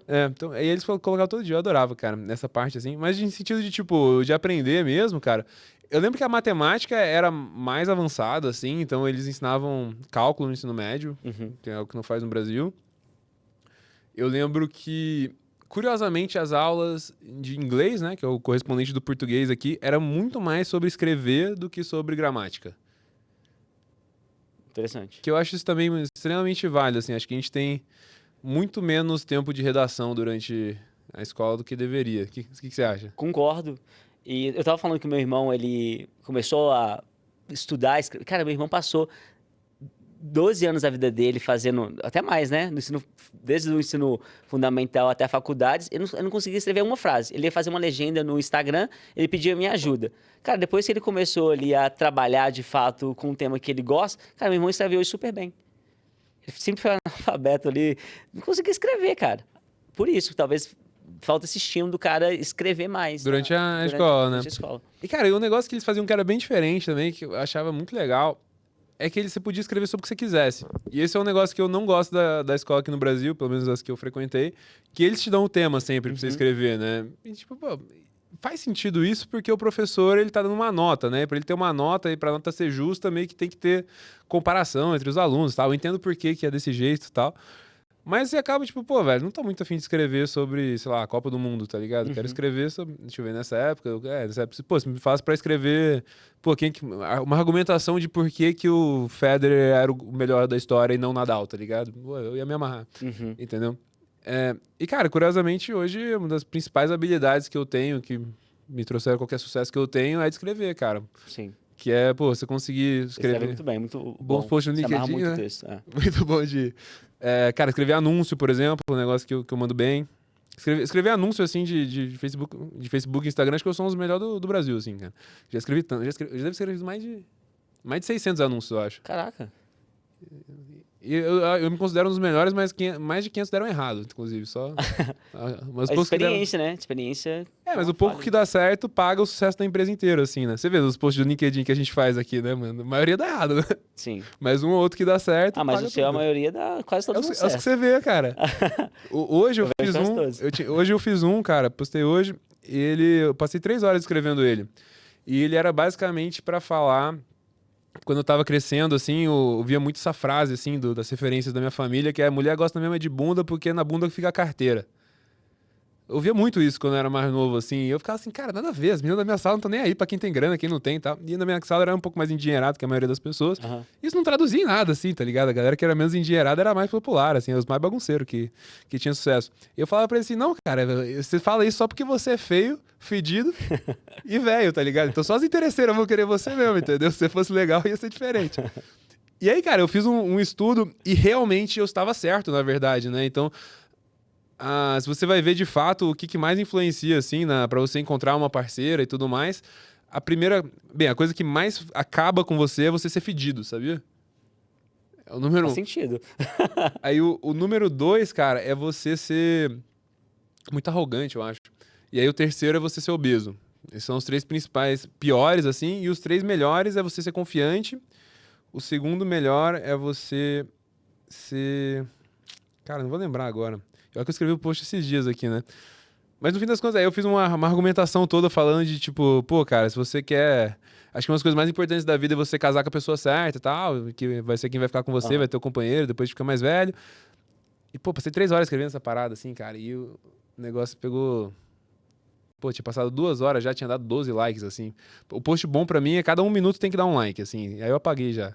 Então você nunca vai ver os posts ruins que eu faço. Mas Só você vê os apaga bons. o post? Eu apago. Ah, não paga não. É, eu apago Mas também. por quê? Ah, porque ficou ruim, tá ruim na minha marca, quero. Ah, A pessoa entra no meu perfil lá, só tem post Tá estourado, pra bom. todo mundo achar que eu sou bom, igual você acha. mas eu, sei lá, eu me desencanei um pouco disso, assim. Antes eu também fazia isso, de apagar, e aí eu falei, putz, às vezes, tipo, sabe aquele post ali que você sabe que é bom? Pelo menos você gostaria de ler sobre aquilo? É. Só não viralizou. Aí eu sei que, tipo, aí depois passa um tempo, uma pessoa curtiu, aí depois já recebi, putz, aquele post seu lá, eu li aquele post. Tem muita gente também que vê e não curte, não faz nada. É. E aí eu falei assim, eu desencanei um pouco disso, eu falei, putz, cara, às vezes vai servir pra alguém precisa escutar. Então, Tá bom, você pode estar certo. Valeu. Talvez é a minha insegurança falando. talvez razão. ele não seja tão confiante assim. É verdade. Não, óbvio que eu não sou, né, cara? Pô, um monte de insegurança, com 500 mil coisas, né, cara? Mas aí depois do high school, você foi Aí depois aí, pô, no terceiro ano eu mudei pra São José pra tentar jogar tênis e tal. Tipo, cara, realmente eu não queria estudar, tá ligado? Eu queria jogar tênis, é só isso que me importava mesmo. Como que é o tênis? Você fala muito do tênis, assim, na sua vida. Eu treinava 7 horas por dia. Matava aula 2, 3 vezes por semana. No terceiro ano eu matava aula 2, 3 vezes por semana pra jogar tênis de manhã lá com a equipe e tal. Era seu sonho se tornar profissional? Era a minha única coisa. Não tinha mais nada na minha vida, tá ligado? Tipo, eu era obcecado, assim, a escola eu tinha que ir, tá ligado? Tipo, eu passava toda hora do meu dia pensando em tênis, respirando tênis, porque era legal. O que você aprendeu mais, assim? Cara, assim, algumas coisas de esporte que eu sou muito acima da média, cara. Eu sou muito bom de lidar com pressão, assim. Então, tipo, pô, eu subo num palco pra falar, tenho zero treta. Problema nenhum, pô, tô numa negociação, eu não consigo nem ter empatia por quem treme na base, numa negociação. Porque é tão mais tranquilo do que sacar num match point contra, tá ligado? Que parece uma brincadeira. Então, isso é muito bom. Segunda coisa, isso é qualquer esporte, na verdade, né? Não sei, corrida você sente isso, mano? Que é bom. Você fica melhor de lidar com pressão ou não? Porque O vôlei... vôlei mais, né? Vôlei mais. Vôlei mais. Tá ali, você tem que sacar, ponto decisivo, se errar, todo mundo vai te odiar, se você acertar. Vai passar em mim, não posso errar esse negócio. Se eu errar, meu time vai ficar puto comigo, você é vergonha, meu O jogo pai tá coletivo é assistindo. maior, porque tem a sua pressão e de outras pessoas. Exato. Segunda coisa, cara, eu acho que se acreditar no trabalho duro, né? Acho que essa é uma das coisas mais legais que o esporte traz. Isso é todos os esportes, assim, que é tipo, pô, velho, se você trabalhar, se você botar o saco ali, você vai melhorar, tá ligado? Acho que, pô, eu não consigo ser o melhor do mundo, nem se eu trabalhar muito, porque eu acho que pra ser o melhor do mundo é outra história, né? Pô, você acha que se você treinar sem parar, você ganha do Kipchoge ou não? Não. Acho que não, né? Tem uns caras que são. Tem condição, Eles né? nascem diferente, né, cara? A estrutura corporal deles é pra Tem um isso, tá? histórico ali por trás, genético e tal. Então acho que, pô, é muito difícil. Mas, cara, melhorar, pô, qualquer coisa que eu quiser fazer, eu melhoro. Mano, eu vou te falar as coisas aleatórias que eu faço. Eu toco violão, eu toco piano agora, eu canto, eu faço malabarismo, faço, sei lá, embaixadinha pra caramba. Não sabia jogar bola. Aí eu inventei 3 anos atrás que eu queria ficar bom de futebol, assim. Aí eu ficava sozinho em casa lá, fazendo embaixadinha por horas, assim. Aí fazer uns triquezinhos e tal. Cara, qualquer coisa que você quiser aprender, você aprende. Só você ficar tentando, batendo a cabeça e errando e tal. E não ter medo de errar, outra também, que acontece muito, né? Então, pô, lá, no torneio de tênis, você tem 128 pessoas jogando, 127 vão perder. E uma vai ganhar, tá ligado? E toda semana é isso. Então, pô, acostuma a perder. E aí você tem que toda semana perder menos, né? De onde que vem essa sua vontade de fazer muitas coisas diferentes? Porque eu tava escutando um podcast do Caio Carneiro, na verdade da esposa dele, ele tava entrevistando ela, e ela falou assim, eu não quero ser simplesmente a pessoa que quer ganhar muito dinheiro, mas eu quero ser a pessoa que, putz, ri da vida, brinca, zoa. Aí eu vi depois um vídeo seu no seu casamento lá, você, cara, curtindo e tal. E eu lembrei de você quando eu ouvi ela falando isso. Existe isso um pouco dentro de você? Que você não quer ser só o cara bem sucedido financeiro, mas de fato você quer ter uma vida mais rica, quer curtir. Como que é isso um pouco? Conta um pouco desse racional do que passa na sua cabeça. Cara, eu acho assim, o que incentiva eu a aprender essas coisas aleatórias é porque eu acho que você ser top 1% em alguma coisa é bizarramente difícil. Você ser top 25% do mundo em qualquer coisa é muito fácil. Tipo, pô, você sabe fazer malabarismo? Não. Cara, você consegue fazer malabarismo com 10 horas de treino. E aí, pro resto da sua vida, você vai poder tirar onda de malabarista, tá ligado? Pô, ano passado eu aprendi uma nova, aprendi pesca submarina. Tipo, é aleatório, cara. Mas, tipo, pô, agora eu consigo ficar 3 minutos embaixo d'água sem respirar, tá ligado? E, pô, quanto tempo que eu gastei fazendo pesca submarina? Uma semana, entendeu? Tipo, a maioria das coisas você consegue aprender relativamente fácil, assim, e você vai montando esse acervo. E, cara, quando você quer criar relacionamento com as pessoas, uma das coisas mais poderosas é você ter conhecimentos gerais e coisas em comum, assim. Então, é uma coisa estratégica até, mas que eu tenho bastante prazer de fazer também, assim, então... Por quê? Você sente que você se torna sei lá, um ser humano mais completo? Não, eu acho que é mais um negócio de aprovação, assim. Eu acho que as pessoas que eu admiro têm uma necessidade muito grande que elas me aprovem, assim, e tal. Então, sei lá, esse negócio de pesca submarina, o que fez eu querer muito aprender, assim? O André Street, que esse cara aí, ele é fissurado em pesca submarina e tal. Eu falei, pô, se eu ficar bom de pesca submarina, eu vou poder viajar com o André e a gente vai ficar brother e a gente vai ficar fechado e tal. Aí meio que nessa pegada, assim. Então eu fico imaginando, pô, se eu souber isso daqui vai ser legal, porque eu vou poder mostrar isso aqui pra alguém algum dia, ele vai achar legal, ou alguém vai fazer junto e tal. Tem intenção ou estratégia ali por trás também. A maioria das coisas tem intenção e estratégia por trás, assim. Tu sabe, uma época eu fiquei viciado em xadrez, por exemplo. Cheguei a pegar um elo de 1400, assim. Que, pô, se você tem um elo melhor que 1400, comenta teu elo aí, velho. A partir do 1400, sabe? Comenta mesmo, quero ver alguém com mais elo. Não é tanto 1400, assim, mas qualquer pessoa que não joga xadrez perde pra mim, entendeu? Só que, tipo, aí eu chego e eu ganho da pessoa. Cara, é real que se você joga bem xadrez, não quer dizer que você é mais inteligente que a pessoa. Quer dizer que você joga melhor xadrez, tá ligado? Só que a pessoa acha que você é mais inteligente. Entendeu? Aí, sei lá, é uma mistura assim, pô, o que eu acho minimamente divertido que eu acho que vai ter algum resultado algum dia aleatoriamente na minha vida, sabe? Então, sabe, o negócio da embaixadinha, assim, pô, vira e mexe, parecia uma situação onde rolava uma pelada e eu era perna de pau, bizarro, tá ligado? Pô, mas uma coisa muito legal disso, de aprender coisas novas, é que é muito frustrante esse começo. Você erra, e depois você vai acostumando, né? Depois eu vou melhorando. Então, a sensação ali, tipo, de falhar muito no começo, depois você vê essa evolução, é muito gostosa, assim. Não, o progresso é uma parada que você vicia, né, cara? Quando você começa a melhorar em qualquer coisa, você fica viciado. Até em... Cara, sei lá, eu sou... Eu viro e mexe, eu fico viciado em jogo de celular, assim. Tinha um joguinho lá aleatório, mano, que era um jogo de ganhar dinheiro, assim, que você pegava, fazia os investimentos, ganhava e tal. Cara, eu zerei ele 19 vezes, tá ligado? Só porque progresso, toda vez você ficava melhor. Tem aquele jogo que o Elon Musk é viciado, que é o Politopia, já jogou? Seu ídolo? Eu gosto muito do Elon Musk. Tá bom. Como empreendedor, tá? Não como ser humano em geral. Mas, anyway, mas ele é viciado nesse jogo aí que é o Politopia e tal. E, cara, toda vez que você consegue, você vai melhorando e tal. Eu entrei nessa também. É bom que quando você encontrar com o Elon Musk, é uma forma de você já ter um assunto ali pra... Pô, demais, né? mano. Eu vou chegar com o Elon Musk e falar assim, Elon, tirar um X1 aqui, meu cria. E ele vai se entregar, eu tenho certeza. Tenho certeza que a gente seria amigo. Anyway. Mas boa, próxima pergunta. Vamos parar de me cancelar. Não, aí me conta... Aí eu tô querendo saber, querendo chegar ali... Você saindo do ensino médio, me conta um pouco de como foi você entrar na faculdade. Cara, então, eu passei na faculdade... Eu só fiz 3 vestibulares, cara. Eu fiz FAAP, porque meu pai tinha feito engenharia na FAAP, nem tem mais engenharia na FAAP. E eu passei, era que era pra administração, economia, assim, que minha mãe me forçou a fazer, sei lá por quê. Aí eu fiz também, cara, Univale, que é uma faculdade lá do interior de Santa Catarina, pra fazer engenharia de sei lá do quê, porque tinha uma das melhores equipes de tênis de Santa Catarina lá, e meio que minha mãe queria me convencer a fazer uma faculdade sem parar de jogar tênis e tal. Não passei, cara, acredita? Na Univale. E é particular? E meus amigos lá falam que pagou, passou, cara. Qualquer um passa, tá? Eu não passei, velho. Que isso? Ou eu não vi também, eu não sei, não lembro. Mas na minha cabeça eu não passei. E aí, cara, eu fiz o Enem e no Enem eu fui muito bem, mano. No Enem, aí eu passei lá na Federal de Lavras primeiro. Quase morei em Lavras, cara. Eu cheguei lá pra fazer um negócio lá, pra conhecer, me inscrevi e tudo mais. Aí foi o dia do 7x1, velho. Tudo... Nossa. Mó depressão na cidade inteira, assim e tal. Aí eu passei na outra chamada, eu passei em Curitiba, que eu tinha aplicado também, pra fazer engenharia eletrônica. Aí cheguei lá, eu vi um mural, assim, com, porra, Volvo, Renault. Eu falei, nossa, é isso que eu quero fazer pra minha vida, cara. Eu quero trabalhar na multinacional, pra eu viajar o mundo e tal. Mano, mal sabia. Se você tem esse sonho de viajar o mundo pela empresa, é horrível. Você chega, você pega... Mano, você pega 12 horas de avião, faz 1 hora de reunião e volta, tá ligado? Isso é muito horrível. Aí depois eu desencanei. Mas aí eu entrei na faculdade, cara. E aí na faculdade eu tava tentando jogar ainda enquanto eu fazia e tal. Até apliquei para umas faculdades fora do Brasil, passei em várias, ganhei bolsa. Só que, pô, era bolsa de 50%. 50% de $30 mil. É muita grana ainda, né? E aí eu passei lá na Federal, falei, mano, vou de graça aqui, muito melhor. Depois ficar atrapando meus pais, tá ligado? Acabando com as reservas dele, tá com nada. Aí eu fiz engenharia eletrônica, comecei a fazer engenharia eletrônica em 2014, lá em Curitiba, na UTF-PR. Muito top. Mas aí como que foi? Também você passou numa faculdade na Minerva? Foi, mas foi depois, cara. Então o que aconteceu foi o seguinte, eu queria ganhar mais grana, eu vivia com R$500 por mês lá em Curitiba e tal. Não porque meus pais não tinham dinheiro nem nada, mas minha mãe tem essa filosofia, assim, de tipo, pô, não quer que os filhos vivam com dinheiro, nem nada disso e tal. Então, sei lá, sempre peguei ônibus, ia de bike pra tudo que é lugar e tal. E aí, lá em Curitiba, eu via com R$500 por mês, assim, que ela viu, pô, tinha um restaurante universitário. Imagino que você teve sua cota de restaurante universitário também, né?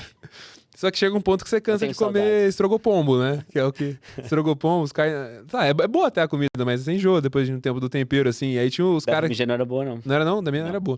Aí o pessoal ganhava mais grana, assim, eles tomavam milkshake no Burger King, cara. Eu queria muito tomar milkshake no Burger King, assim. Amo milkshake. Aí eu falei, pô, preciso de grana, né? Vou tomar milkshake no Burger King. Aí eu tive essa ideia, assim, meu irmão já tava fazendo startup, eu pensei, cara, vou fazer o seguinte, não tem muita república lá em Curitiba, tal. Eu falei, cara, vou ser o cara das repúblicas, vou pegar a lista de aprovação, pegar todo mundo aqui que passou, mandar mensagem no Facebook, aí eu acho uns imóveis... Airbnb das Repúblicas, foi meu primeiro empreendimento, cara. Aí na prática, eu era ajudante de corretor, entendeu? De imóveis. Aham. Tinha um corretor de imóveis que tinha os imóveis e eu ficava arrumando os clientes pra ele, tá ligado? Aí você ganhava na taxa ali. Cara, você acredita que esse cara depois, esse corretor, ele é muito doido, velho. Depois eu só vi uma notícia que ele foi preso por tacar uma pedra na parada gay, porque ele era extremamente homofóbico. Caraca. O cara era maluco, velho. Foi preso? Bem, a notícia eu vi ele entrando no carro de polícia, assim, não sei como é que foi o parecer da história e tal. Mas era muito doido, meu. Mas aí, cara, o cara fazia um monte de loucura, chegou um ponto que ele não queria me pagar mais, teve uma briga, e graças a Deus eu fui pra conseguir um estágio no Ebanks. Pra quem não conhece, é uma startup aí que hoje vale bilhões de dólares e tal. Entrei, tinha umas 40 pessoas. Foi a parada mais sortuda que eu Qual fiz. ano? Entrei em 2015. 2015. Então, 10 anos aí já, velho. Eu tô velho já, velho, no empreendedorismo. Experiência. E aí, cara, o Ebanks, ele foi muito bem, cara. Eu já vinha do tênis, assim, e ali eu vi um negócio, cara, se eu botar esforço aqui, eu vou tirar resultado. Eu entrei trabalhando com vendas, inclusive. E aí, no dia que eu entrei, uma semana depois, demitiram o time de vendas inteiro. Ficou só eu, velho. Então, eu ganhei muita responsabilidade, mesmo tendo 17. Meu apelido lá era Jimmy, que era de D menor. Era o mais novinho da empresa. Mas eu era doente, cara. Eu só trabalhava e, porra, fazia tudo pra passar na faculdade, tudo. Passava em tudo e era o melhor do time lá no Ebanks e tal. E aí, 2 anos depois, eles me expatriaram pra ir pros Estados Unidos. Aí eu larguei a faculdade, fui morar na Califórnia, lá no Vale do Silício. E aí, cara, foi exatamente o que você tava falando ali, de tipo, você vê o seu amiguinho e fala assim, pô, esse cara não é muito mais esperto que eu, tá ligado? Pô, por que ele conseguiu medalha, eu também consigo. Foi a mesma coisa. Eu cheguei lá e vi, cara, esses caras estão fazendo startup aqui, levantando milhões, eles não são muito mais espertos que eu. Por que eu não faço isso, né? Sim. De novo, né? Exatamente o que você falou, mano. Se eu soubesse da treta, eu não tinha feito, né? E aí foi assim que eu comecei a empreender, cara. E aí nessa eu não sabia programar direito, cara. Eu fui fazer uma escola chamada 42. Se você não conhece 42, é a escola de ensino superior mais insana que eu já vi, cara. É muito inovador. Não tem nem aula, nem professor. É só engenharia de software, né? E eu acho que, inclusive, só funciona do jeito deles ali para engenharia de software, porque você só faz projeto e os próprios outros alunos corrigem o teu projeto e tal, assim. E aí, cara, cada projeto que você faz, você vai ganhando um nível. Quando você chega, vai ganhando experiência, X experiência, você sobe de nível. Quando você chega no nível 21, você se forma. E aí, a grande maioria das pessoas, para se formar, levava entre 3 e 5 anos. Eu entrei no programa que chama Starship, que era só pros mais doentes mesmo, assim. Os caras que não queriam fazer nada além de programar, tá ligado? E aí era fazer os 5 anos em um. Caraca. E era isso que eu fazia, Você mano. fez isso? Não, eu fiz mais que isso. Eu fiz 2/3 do programa em 6 meses. Que isso, olha. Eu era... Tava doente, tava secado, Era então. doente, cara. Eu só acordava, programava, fazia academia e dormia. E eu tava rasgado, tá? Falar a real pra você, porque eu não tinha distração na vida. Eu não bebia nada. Cara, minha refeição era muito otimizada, assim, tipo, porque eu tinha 6 meses de visto só, porque eles não davam visto de estudante, então eu fui com visto de turista lá na Califórnia. Eu falei, cara, eu tenho 6 meses, eu tenho 6 meses pra virar um programador foda, tá ligado? Então eu não fazia nada, eu só dormia, programava, fazia academia e dormia. Era só isso. Isso Cara, qual ano? Isso 2018.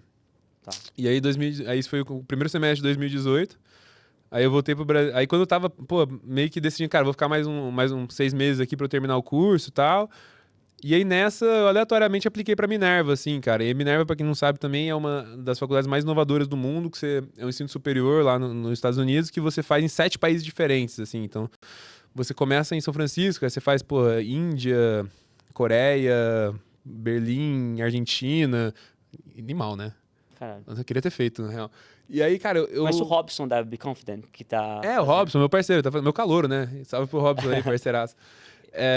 Na época também tinha quem eu conheço fez também o João Jonk também, o Gui Nazaré, que já foi no GigaCast também, galera muito legal lá. E aí, cara, aí eu até arrumei uma namoradinha lá na época, assim, e tal, tava super animado que eu ia vir fazer e tal, e aí recusaram meu visto, velho. Caraca. E curiosamente, assim, foi uma parada muito chocante, chorei muito. Já tava lá, já, né? Então, eu voltei pra cá 6 pra tirar o meses, visto real. E aí, cara, eu chorei muito porque era uma parada que foi a parada que eu mais me senti especial, assim, porque na época era a faculdade mais difícil de entrar do mundo. Era 2% de aprovação, enquanto Harvard era 6%, tá ligado? Não é oficialmente, assim, é mais difícil porque pra aplicar pra Harvard você tem que pagar uma taxa, pra aplicar pra eles você não tem que pagar nada. Então, muito mais gente aplica, então Sim. o número fica menor, assim. Então, realmente é mais difícil passar em Harvard do que passar lá. Mas eu não queria aceitar isso na época, então eu ficava me achando muito, assim, e tal. E aí... É a história que você quer contar também. Exato. E aí eu não podia ir, cara. E aí, graças a Deus, porque aí eu comecei a empreender. Aí eu já tava conversando com o Jota, que é meu sócio lá, da Lud, de fazer um negócio. E aí a gente falou, cara, e agora? Vamos fazer esse negócio, assim. Cara, uma coisa, eu não sei se você tem isso, mas eu depois de ficando um pouco mais velho, um pouco mais maduro, essas coisas que acontecem que a curto prazo parece que são problemas ou coisa. A gente fica triste porque a gente não passou, porque não deu certo. Hoje tem um olhar muito, acho que até, sei lá, às vezes positivo demais, otimista demais, porque, beleza, cara, a partir disso aqui eu vou fazer com essa situação aqui algo melhor. Eu não tinha muito isso quando eu era mais novo. Eu sofria muito pelos nãos que eu recebia da vida, mas às vezes quando eu olho para trás assim, eu conecto os pontos, eu falo, cara, que bom que aquilo lá não deu certo, porque a partir disso foi um pouco o que você falou, assim, não passei lá, comecei a empreender e hoje estou muito realizado com essa situação. Cara, esse é um negócio que o meu sócio e o sócio do meu irmão, ele falam muito sobre a gente, assim, que é uma das principais qualidades que a gente tem, que a gente é muito otimista, cara. E eu acho que são as coisas mais poderosas da vida, assim, que é tipo, cara, sabe aquela história de Deus escreve certo por linhas tortas? Eu não sei se é verdade ou não, mas eu escolho acreditar, tá ligado? Então, tipo, cara, tudo que aconteceu só vai melhorar daqui pra frente, tá ligado? Pô, se tive um impasse aqui, alguma dor de cabeça e tal, cara, eu vou olhar pra trás pra esse negócio aqui, velho, e foi por causa desse impasse que eu tomei essa decisão, e essa decisão foi o que fez dar certo. Sim. Então, mano, eu não tenho nenhuma dúvida de que minha vida vai dar certo. É porque você vai fazer dar certo. Mas assim, se não der certo, eu vou achar que deu ainda, tá ligado? Porque o que dá certo, cara? Cara, minha vida já deu certo, cara. Eu sou um cara saudável, eu casei com o amor da minha vida. Manda um beijinho pra ela beijo aqui. Pra Rebeca aí, amo muito. Casados Perfeita. agora. Acabei de casar aí, acabei de voltar da lua de mel. Cara, pô, tenho vários amigos que eu sou feliz, tenho um trabalho que me realiza e tal. Tipo, pô, não sou o cara mais rico do mundo, mas, cara, consigo comer o que eu tenho vontade. Moro de boa, não tenho nada pra reclamar. Então, cara, já ganhei, tá ligado? Daqui pra frente tudo é lucro. Sim. E eu acho que, pô, quanto mais você consegue ter esse pensamento de, tipo, pô, o futuro vai se melhorar, só melhorar, é o contrário do que muitas pessoas são, que em inglês eles chamam de hate your fate, né? Que é você não gostar, você detestar o seu destino, né? Então, tipo, você reclamar muito de, pô, do que aconteceu na sua vida, de, pô, é vitimização, assim, sabe? Então, tipo, pô, carai, não, se não tivesse acontecido isso, eu estaria em tal lugar, se não tivesse acontecido isso, eu estaria melhor, ai, pô, como, ó vida, ó azar e tal. E, tipo, beleza, eu vejo que eu sou um cara muito sortudo, assim, em muitas coisas. Mas, pô, cara, é muito sobre o jeito que você olha a vida, assim, né, cara? O que você acha um cara sortudo, cara? Cara, demais, assim. Às vezes, é muito fácil a gente ficar se comparando, principalmente no meu caso, com empreendedores que têm empresas muito maiores. Mas, cara, principalmente agora que eu voltei de Boston, cara, tava com minha família. Cara, tem condições financeiras de ir, de estar com minha família. Cara, eu me sinto muito sortudo, muito realizado. Porque acho que, beleza, eu poderia ter algumas coisas que eu quero, mas talvez não poderia estar vivendo esse momento que eu vivi, putz, na última semana com minha família. E, cara, isso pra mim preenche de uma forma tão feliz, assim, sabe? Me deixa tão cheio e tem tanto significado que eu falei, cara, tipo, talvez eu estivesse em outro momento, eu tivesse, sei lá, ganhado um investimento que eu queria tanto em algum momento, eu não poderia, talvez, viver. Uma coisa talvez não impeça a outra, mas, sabe, tá tão bom. Pra que ficar comparando com outras coisas? Talvez em algum momento, daqui 5 anos, isso vai acontecer. Então, eu me desencano um pouco disso, porque eu acho que é muito fácil a gente ficar se comparando com as pessoas. Pô, demais. Eu sofria muito com isso também, tá, mano? Tô falando todo de fodão aqui, mas é muito evoluções e jornadas, assim. 2021 foi um ano muito difícil pra gente, assim, cara, porque a gente levantou bastante investimento em 2020 lá na Lud, só que 2021, cara, todo mundo tava levantando muito investimento. Não sei se você lembra. O LinkedIn, cara, todo dia você abria, era, pô, 20 milhões de dólares, 30 milhões de dólares, 40 milhões de dólares e tal. Falei assim, caraca, bro, será que eu sou o mais burro aqui da parada, tá ligado? E era um sentimento, pô, muito de inveja, assim, tá ligado? E inveja é inimiga da gratidão, né? A inveja te faz triste, a gratidão te faz feliz, assim. Então, ao invés de olhar e falar assim, tipo, pô, bro, cara, fiz o Y Combinator, que é o Harvard das startups, pô, levantei Caribbean, que é o melhor fundo de fintech do mundo, pô, tenho 18 milhões de reais no caixa.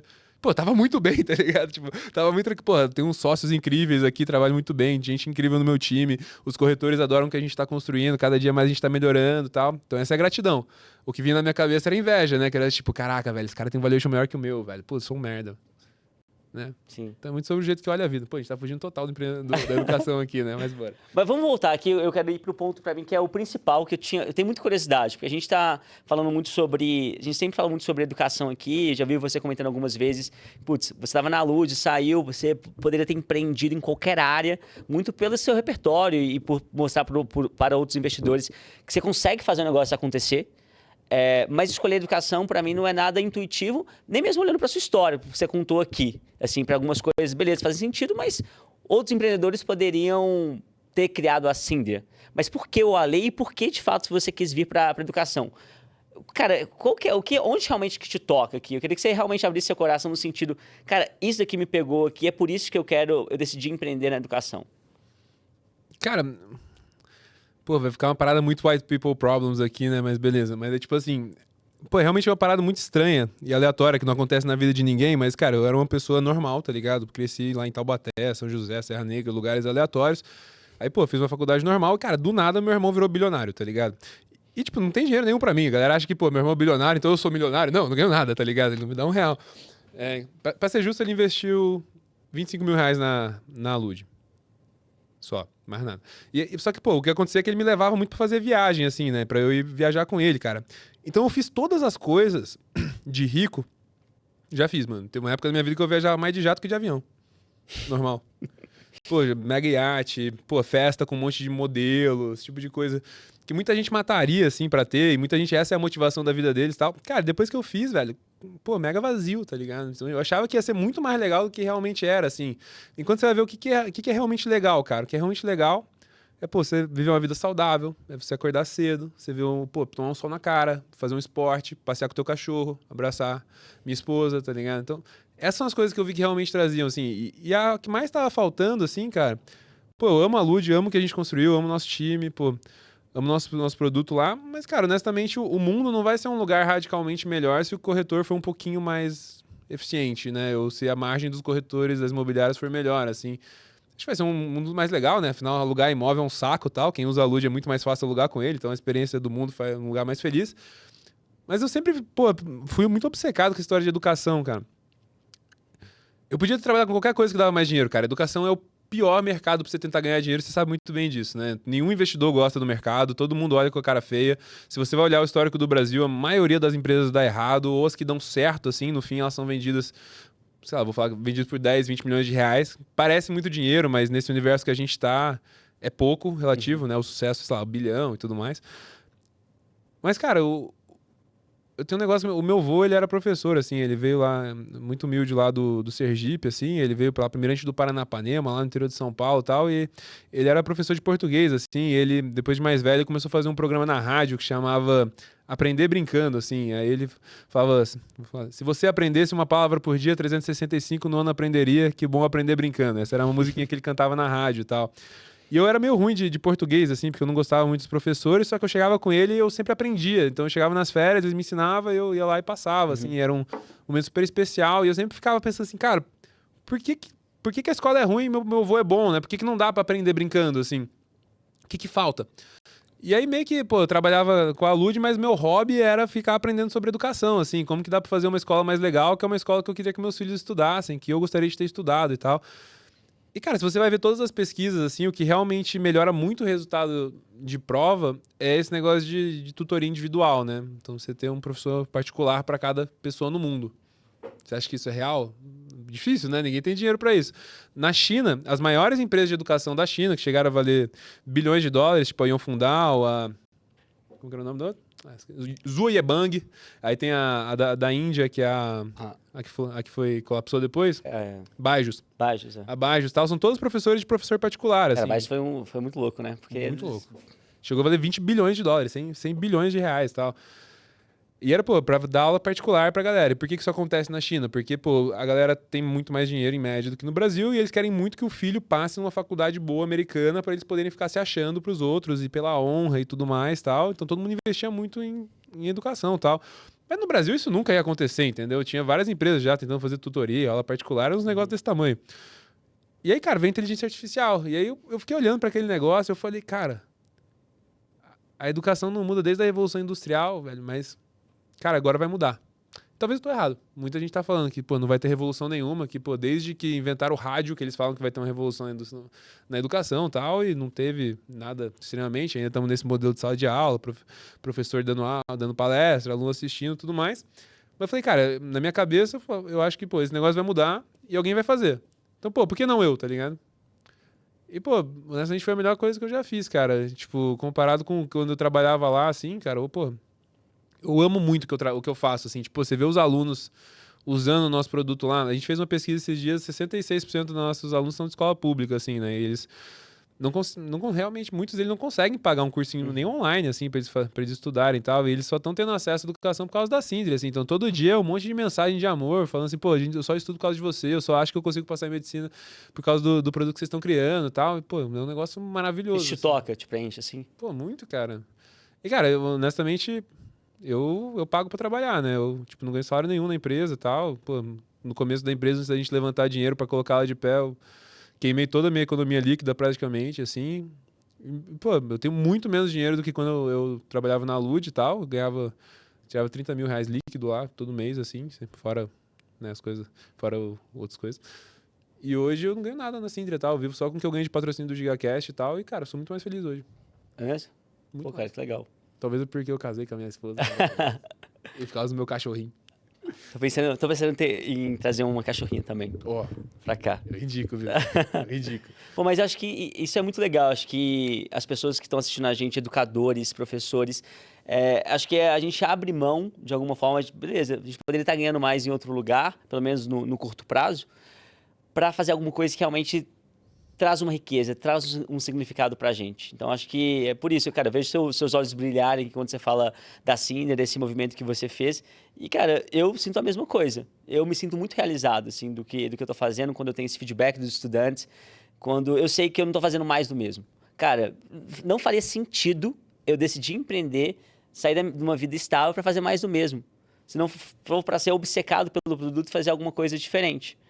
Que realmente traga valor para as pessoas, né? Então, acho que a gente compartilha muito desse impacto. Todo mundo trabalha com educação, cara. Ninguém fala assim, pô, trabalha com educação por causa do dinheiro. Não, velho, não tem dinheiro. Tipo, pô, tirando poucos, né? Cara, quem ganha dinheiro com educação no Brasil? Vamos ser honestos aqui, vai. Grupo SEB ganha bastante dinheiro, que é o dono de várias escolas. Pô, o pessoal da Croton ganha bastante dinheiro também. Cogna, né, no caso. Pô, você vai... Tipo, a maioria é dono de escola, cara, parecido com o teu pai, assim, deveria ganhar dinheiro, mas não ganha, porque pô, tudo que é muito ruim de educação financeira em geral, porque é um cara que ele quer fazer escola, ele não é um empresário, ele não entende tanto de finanças e tal. Pô, o professor nem se fala, né, cara? A grande maioria não ganha muito. Então, pô, você só trabalha com isso se você realmente quer trabalhar com isso, né, cara? Se você realmente brilha os olhos e você se encanta de ver. Então, pô, cara, parabéns pra você que trabalha com educação, assim, cara. Você... Obrigado por fazer isso, assim, porque a maioria das pessoas não vai fazer e cada vez menos elas querem fazer. Né? Tanto que você vê que a nota para você fazer uma licenciatura, para você virar professor, é uma das mais baixas do Enem. De tanto que não tem concorrência de pessoas que estão querendo se tornar professor. Então você faz pelo coração mesmo, né? E a gente que tá, assim, a gente tá fazendo aqui um podcast, a gente começou a empreender há pouco tempo, né, na área da educação. E, cara, a gente está construindo de fato. Tipo assim, talvez a gente vai ver esse vídeo aqui que a gente está gravando hoje daqui 10 anos, lembra de 2015, 2025, 2035? Cara, a gente vai ver, tenho certeza que a gente vai se orgulhar de qualquer forma. Nossa, eu olho meus vídeos de 10 anos atrás, só tenho vergonha do que eu falava, cara. É uma loucura, cara. Eu tenho certeza que vai ser igual. Eu vou olhar pra trás e falar assim, nossa, não acredito que eu falei aquilo. Mas o orgulho do progresso. Eu não acredito que eu falei que a menina contou pra escola inteira que eu engravidei ela na Nova Zelândia. Mas, boa. Eu conto tudo mesmo, tô mais nem aí. Vamos pegar essa meia hora pra responder as perguntas do público? Vamos lá, o pessoal mandou mensagem. Vou começar uma pra você aqui, Felipe. Bora. Ó, essa aqui é muito boa. Cara... Vai existir... Não, essa aqui não, desculpa. Aqui, ó. Você acha que hoje as escolas estão ensinando os alunos a serem pobres? Pô. Eu acho que falar que a escola está ensinando os alunos a se tornarem pobres talvez seja pesado demais, mas talvez não tenha estimulado os alunos a serem ricos ou a terem uma vida mais rica. Porque a escola ainda está muito limitada ao conteúdo básico, a preparar o estudante para simplesmente ser um funcionário. Então, passa no vestibular, você vai trabalhar em uma empresa. Mas existem outras possibilidades. E, como eu disse aqui hoje, a escola deveria apresentar essas novas oportunidades para os estudantes. A escola não estimula o empreendedorismo, não estimula o estudante a gerenciar os seus gastos para criar alguma coisa nova. Então, desde o conteúdo básico lá que o aluno aprende na escola, que ainda é muito pautado ali no aluno absorver, compreender e replicar isso numa prova, a escola não estimula ele a criar alguma coisa nova. E quando a gente fala de empreendedorismo, a gente precisa estimular os estudantes a criarem coisas novas. E como você estava falando lá que o André te ensinou seu irmão, que depois ele te passou, cara, criar um negócio novo, criar alguma coisa nova é o que a gente precisa. Então, eu acho que a escola deveria estimular os estudantes a serem criadores. Eu discordo, cara. Eu acho que a escola, bem, pelo menos pode ter mudado nos últimos 10 anos, mas na minha época, cara, ser rico era muito feio. Porque eu acho que, bem, a dinâmica que eu entendi ali, né, que era, tipo, não ganhar o próprio dinheiro, assim, né, mas se você tinha as coisas, tal, tudo mais, cara, tinha muita gente na sala que não tinha, e aí, cara, acabava criando meio essa dinâmica de, tipo, pô, é feio ter mais dinheiro, né, e essa é uma dinâmica muito mais do Brasil comparado com os Estados Unidos. Nos Estados Unidos, você vai ter, tipo assim, pô, a galera que tem mais dinheiro são os mais populares, geralmente, assim, e tal. Aqui no Brasil é o contrário, assim, né? Então, o estigma contra o empreendedor é muito grande, assim, né? Acho que talvez quase aqui Batista, não sei, vamos colocar aqui, né? Mas é muito o sentimento de, tipo, pô, eu não tenho dinheiro porque aquele cara tem, né? Que é o empreendedor, geralmente. Então, tipo, pô, se as pessoas empreendendo, ela tá tomando dinheiro, ela tá oprimindo a classe trabalhadora e tal. Sim. E eu acho que a escola também não tem esforço nenhum pra mudar isso, minha percepção. Eu concordo, não coloca nenhum esforço, mas eu, assim, não sei se a escola, ela gera ela acaba não gerando essa discussão diretamente. Mas, por exemplo, minha mãe, eu já falei aqui, que minha mãe falava que só não paga juros quem é rico. Então, fica vendo muito ali o empreendedor como um cara que sufoca o funcionário, o empreendedor como um cara ruim. E a gente tem feito um movimento para falar que não é bem assim, muito pelo contrário, né? A gente é empreendedor e a gente também não tem dinheiro nenhum, mas a gente gasta tudo pra criar as coisas. Mas vamos pra próxima aqui, ó. Cara, você acha que existe interesse da sociedade, do governo, em manter os alunos ignorantes sobre dinheiro? Cara, eu acho que é menos sobre o interesse e mais sobre incompetência. Eu acho que as pessoas são incompetentes hoje, por exemplo, para falar sobre educação financeira na escola e realmente se organizar. Incompetência, assim, é um pouco de dificuldade mesmo. Hoje, por exemplo, você entra numa escola, existem coisas que são prioridades para a escola e a escola acaba não dando conta de tudo. Então, ela não está competente para, por exemplo, entregar uma educação de qualidade ou implementar a educação financeira. Eu não acho eu não vejo muito aquele, não vamos colocar educação lá para as pessoas serem ignorantes e não conseguirem votar. Eu não vejo muito isso. Eu acho que é mais incompetência do que necessariamente uma intenção por trás. É claro que é melhor deixar do jeito que está, porque do jeito que está funcionando para quem está no poder. Mas eu vejo alguns movimentos bem intencionados, mas que são mal executados por falta de competência. Falta de competência, falta de tecnologia, falta de tudo. Ó, outra aqui para você, ó. Se você fosse... Essa aqui não é tão boa, não. O que um dono de escola deveria jogar fora do currículo amanhã se quisesse fazer diferença real na vida financeira dos alunos?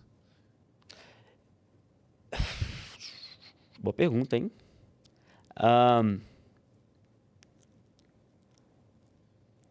Cara, eu acho que deveria jogar fora essa ideia de ter que completar o livro. Todas as páginas do livro. Ficar menos apegado ao conteúdo, tem que completar no livro inteiro para garantir que meu filho ou meu aluno está aprendendo mais. E essa é uma visão muito limitante de educação, de que, tipo, do que a gente falou aqui já no podcast, né? Que é sobre a síndrome da... como chama? Fugiu aqui agora da... Ilusão de competência, né? Ilusão de competência, Ilusão de competência, com a Sabrina. Cara, você completar o livro ali até o final do ano não vai garantir que o seu filho ou seu estudante está aprendendo mais. Pense muito mais em desenvolver competências. O Ale falou aqui agora, se a escola tivesse me dado a oportunidade de falar sobre tênis, eu teria feito esse texto com muito mais, teria feito um texto com muito mais motivação, com muito mais interesse. Eu, quando estava na escola, eu odiava ler. Porque os livros que a escola me entregava eram livros que não despertavam o meu interesse. O maluco faz a gente ficar lendo José Saramago com 12 anos de idade, velho. É muito difícil, cara. Pô. Mas eu caí na FUVEST, né? Então... Entendeu? Não. Então, assim, a escola deveria motivar mais os estudantes. Mas acho que eu respondi a pergunta. Tá bom. Você ser rico é uma habilidade que se ensina ou é só talento e sorte? Cara, eu acho que se ensina.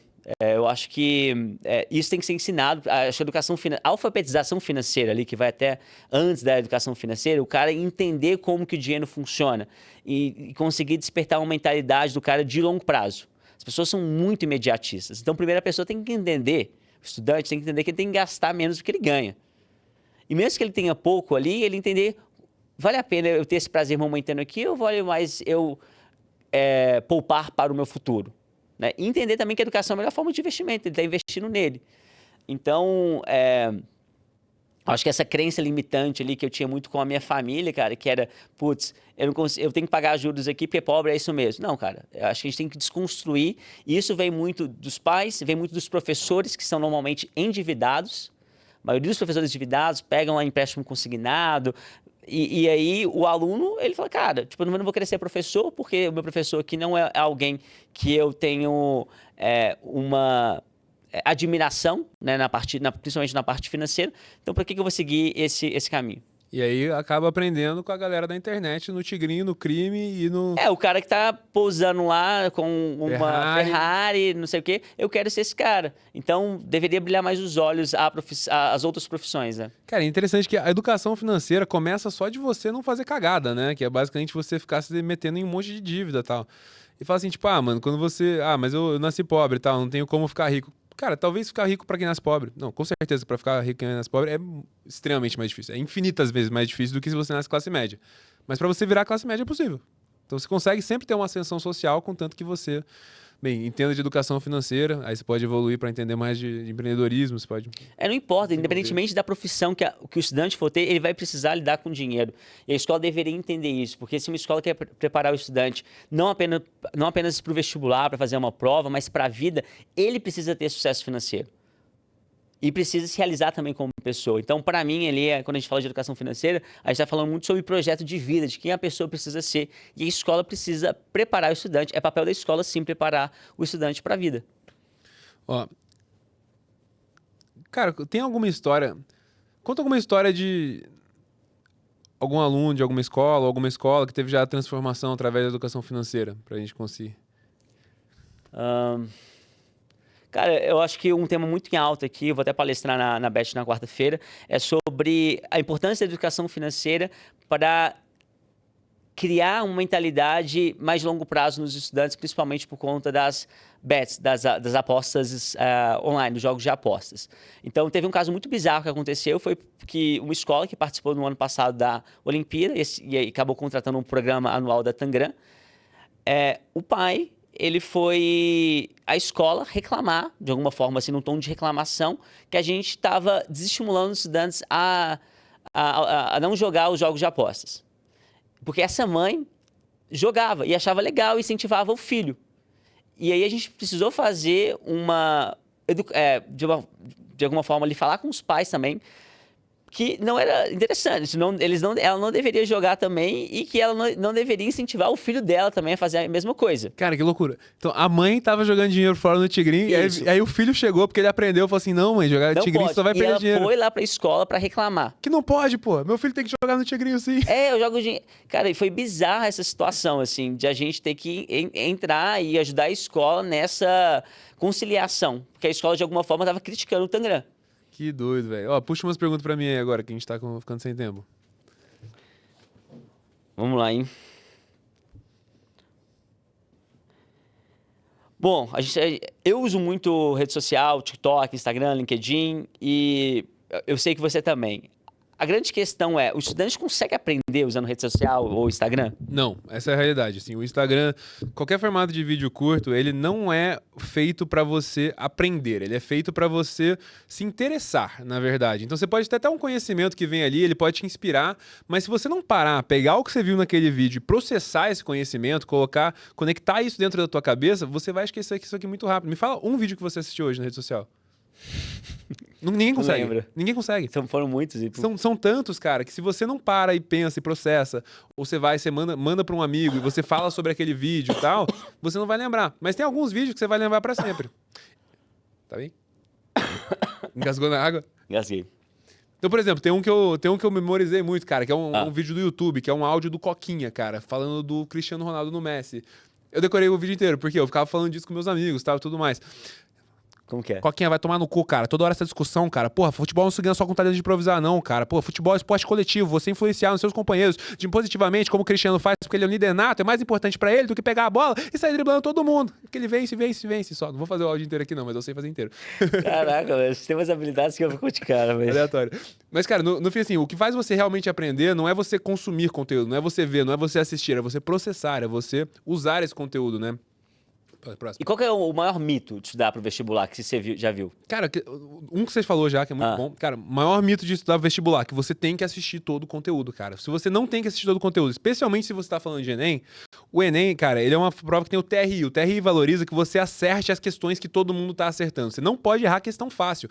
E a questão fácil não é a matéria inteira, são as questões que mais caem. Então lá na Sindria, por exemplo, o que a gente faz? A gente tem a listagem de todos os assuntos, de todas as matérias e quanto que eles caíram em cada uma das provas do Enem, pra você saber o que realmente cai e o que você realmente tem que estudar. Segundo maior mito, que se você quer ir bem em prova, você tem que passar mais tempo assistindo aula. E eu te faço uma pergunta, Felipe. Seu filho chegou pra você e falou: Felipe, paizão, quero ser jogador de futebol. O que você acha que eu devo fazer? Eu devo treinar futebol ou eu devo ficar assistindo o vídeo do Neymar no YouTube? Vai treinar, meu filho. Exatamente. Você quer ficar bom de fazer prova? O que você tem que fazer? Vai fazer prova. Exatamente. E como que a IA vai mudar o vestibular? Cara, se você vai ver se você vai ver todos os estudos, o que mais consegue melhorar resultado em prova, resultado em aprendizado, em retenção de informação, é o professor particular, a tutoria particular. Por que isso acontece? Porque ele consegue entender exatamente onde você está, o que você precisa aprender para você conseguir chegar no próximo passo. Então ele vai perguntar para você, qual que é a prova que você quer fazer? Ah, vou fazer Enem Fuvest. Então ele vai ver lá, cara, o que mais cai em Enem Fuvest? Aí ele vai entender, cara, o que você não sabe, o que você precisa aprender que cai muito, o que é um pré-requisito de uma matéria que cai muito que você não aprendeu. E aí ele vai trabalhar exatamente o que você precisa e de um jeito muito personalizado. Ele vai pegar a aula, ele vai pegar, cara, vai explicar física pra mim, que gosta de tênis, ele vai começar a associar o tênis com a física. Então, naturalmente, vou ficar mais interessado, vou associar a física com as coisas de tênis que eu já sei na minha cabeça, que vai ser mais fácil de eu lembrar, e aí ele vai, cara, me dar várias questões pra eu fazer, e vai fazer um ensino todo otimizado pra mim. E é curioso, né? Acho que até tem uma das perguntas pô, todo mundo sabe que o ensino personalizado é melhor. Mas por que todos os cursinhos não fazem? Por quê? Porque não tem como. Porque ninguém tem mão o bastante para fazer isso. Porque é trabalhoso você fazer isso com todos os alunos, né? Então a escola, em geral, ela vai ter mais ou menos, cara... Se eu não me engano, a maioria das escolas é 60 alunos por professor, mais ou menos, né? Se eu não me engano, posso estar errado. Mas, cara, pô, como é que o professor vai fazer isso com 60 alunos? Não tem tempo bastante para fazer. Só que a IA consegue fazer. Você pensando no futuro da educação, tem como dissociar com tecnologia? Ou a tecnologia é inerente ao futuro da educação? Cara, não tem como, assim, especialmente nas novas gerações que já nascem mexendo com a tecnologia e nascem com o attention span, né, o espaço de atenção muito mais reduzido. É o que eles querem, né? Então, a escola, quanto mais tempo passa, mais ela começa a se tornar o inimigo, né? O professor, do jeito que é hoje, ele começa a se tornar mais o inimigo, porque ele é aquele professor que é mais lento, aquele professor que não tá dando a informação do jeito que ele gosta de receber. E a rede social tá fazendo com que o jeito que as pessoas gostam de receber tá cada vez mais competitivo, cara. Tem que ser edição, tem que trocar a imagem a cada 2 segundos, tem que estar com soundtrack, tem que estar com um monte de coisa.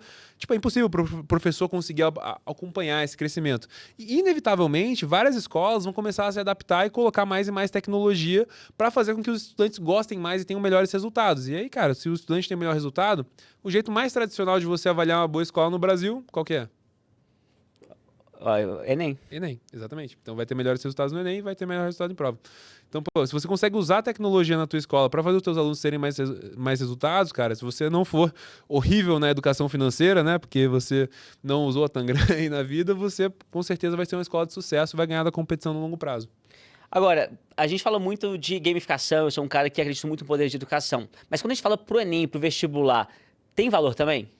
É muito curioso isso, porque você vê o Duolingo, você fala assim, cara, pô, com certeza a gamificação é o caminho, é a coisa mais importante. Você vê a Tangram, você fala assim, cara, ó, a gamificação transforma vidas. Só que tem uma diferença com o pré-vestibular, é porque o Tangram, a Duolingo, tá querendo pegar alguém que não estuda e fazer essa pessoa estudar. Sim. Concorda comigo? Concordo. Enquanto o pré-vestibulando, ele já estuda, bicho. O pré-vestibulando, ele tem... Qual que é a dor... Ele tem uma motivação intrínseca ali. A dor do pré-vestibulando, não passar no Enem. O sonho do pré-vestibulando, passar no Enem, tá ligado? Então, tipo, ele acorda pensando nisso, toda a insegurança dele é pensando nisso. E, cara, se ele não for bem nessa prova, ele só pensa nisso aqui, cara, meus amigos todos vão estar andando com a vida e eu vou jogar mais um ano da minha vida fora. Então o cara não precisa tanto dessa, cara, motivação pra fazer, ele já tá fazendo. Então a primeira coisa que a gente quis fazer, cara, vamos otimizar o estudo. Quem já tá estudando, vamos fazer o estudo dele. Cada segundo que ele passa estudando é um segundo que ele tá aumentando a nota dele, não é um segundo que ele tá passando em vão assistindo uma aula aleatória que não vai cair, que ele não vai lembrar nada. Tudo que ele tá fazendo é o mais otimizado. E aí depois a gente começou a colocar a gamificação. Outra coisa curiosa de gamificação, muita gente que a gente conversava fala assim, tipo, cara, você acha que a gente deveria fazer um ranking aqui na plataforma e tal? Cara, a maioria das pessoas fala assim, cara, eu acho que não, velho. Eu acho que várias plataformas de cursinho aqui que eu tenho ranking, cara, eu olho pra eles e só fico triste. Porque, pô, eu já tenho pressão bastante na minha vida, pressão minha, pressão dos meus pais, pressão de todo mundo. E eu chego, eu vejo um ranking, eu tô na posição 2120, eu me sinto mal pra caramba, eu me sinto horrível, tá ligado? Então o que a gente fez foi que a gente, ao invés de fazer esse ranking geral, assim, a gente faz ligas, né? Parecido com o que o Duolingo faz, tal, onde toda semana você tá competindo com 20 pessoas com um nível meio parecido, então toda semana você tá ganhando e tal. E agora a gente tá incorporando também toda a parte de você ganhar prêmios, na verdade. Então, não só você estuda de graça na Sindri, agora você também vai poder ganhar a PlayStation. Caraca, eu posso... PlayStation, tem a roleta lá do PlayStation? Vai ter, igual o 40028922 é o funk do som do japonês que vai dar PlayStation 3. Essa? Isso é do Kumon, essa memória? Não, esse daí é muito tempo de assistindo o Yuji, cara. O Yuji e a Priscila viraram cantor, velho. Eu acompanhei um pouco a carreira dele. Sim. Muito bom. Manda outra aí. Ah, eu acho a Priscila muito boa. É, cantora gospel, Muito boa, é. Não, agora ela não é mais gospel. Não é mais gospel, não? Não. Então. Cara, essa pergunta aqui é boa. Em pleno 2025, tem algo que os cursinhos fazem que você acha uma loucura, que é bizarro? Cara, a coisa que eu acho mais doida no cursinho é que eles fazem todo mundo assistir aula. Mesmo quem já dominou aquela aula. E, cara, sim, a tecnologia ajuda, a tecnologia facilita, mas não é tão difícil pro cursinho fazer. Não precisa de tecnologia. Se você faz todo mundo fazer um simulado toda semana ou a cada X semanas, você, com as respostas que a pessoa coloca lá, você já meio que tem uma noção de quem que sabe o quê, quem que não sabe e tal. Então, pô, se você já sabe que vários desses alunos já têm essa matéria dominada, por que você obriga ele a ficar horas assistindo essa aula, ao invés de, pô, falar assim, cara, essa aula aqui não assiste não, vai estudar. Tipo, é um nível de personalização que ele é básico, assim, mas já tem uma diferença bizarra. Mas os cursinhos não fazem. Eu não acho que é por má vontade ou porque eles querem manipular, querem todo mundo assistir, só porque eles nunca, talvez, pensaram que era possível fazer. Tipo, one size fits all ali não funciona, né? Porque coloca todo mundo na mesma sala, todo mundo aqui... Basicamente tá entendendo que todo mundo tá no mesmo nível, e não tá, né? Principalmente quando olha para disciplinas ou conteúdos separados, né? Não, eu acho que se você tá falando de escola, isso é mais verdade do que no cursinho, né? Porque na escola, pô, você tá no primeiro ano, cara, ninguém aprendeu física ainda. Todo mundo, física é uma coisa nova. Sim. Então, é meio que o que você foi se atrasando durante o ano.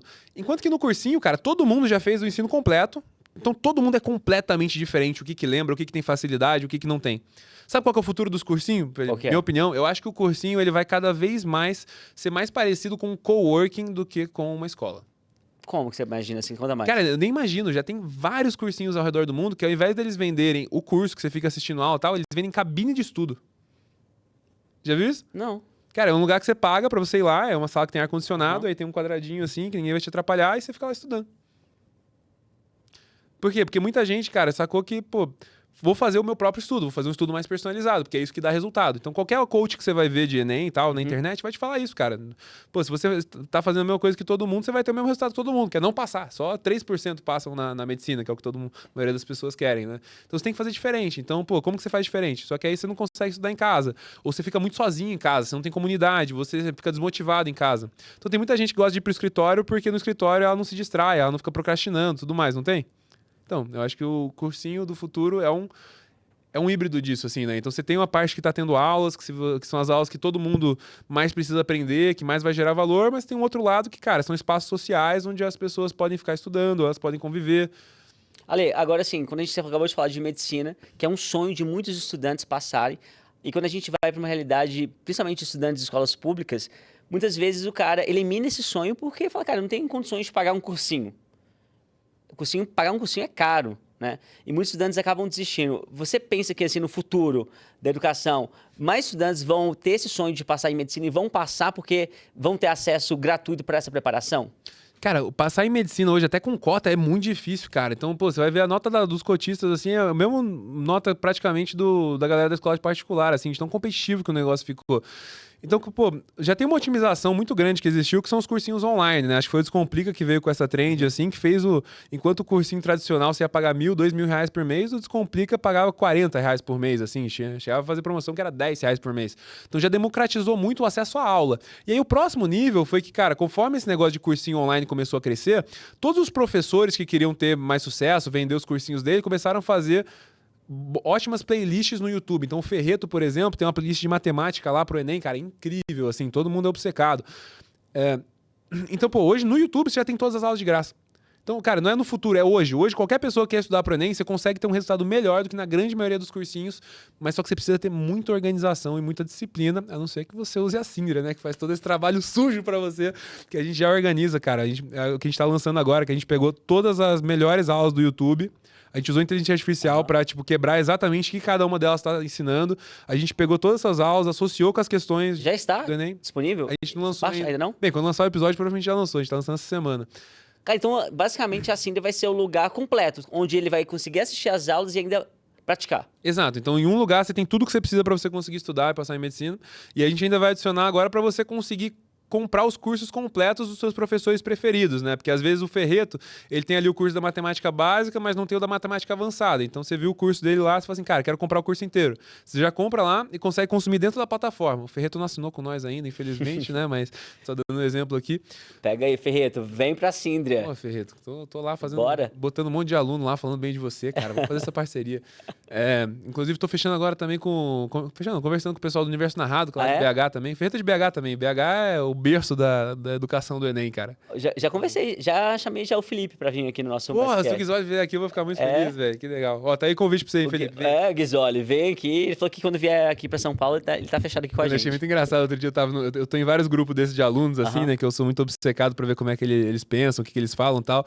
Aí pergunta assim, quem que é o melhor professor de física? A menina respondeu assim, eu sou cadelinha do Guizoli. Caraca. Aí eu descobri que cadelinha, tipo assim, pô, sou muito fã, né? Mas com certeza não foi isso que eu entendi na hora.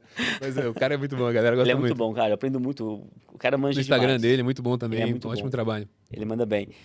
Pô, eu acabei esquecendo o que eu ia perguntar aqui, mas deixei pra próxima.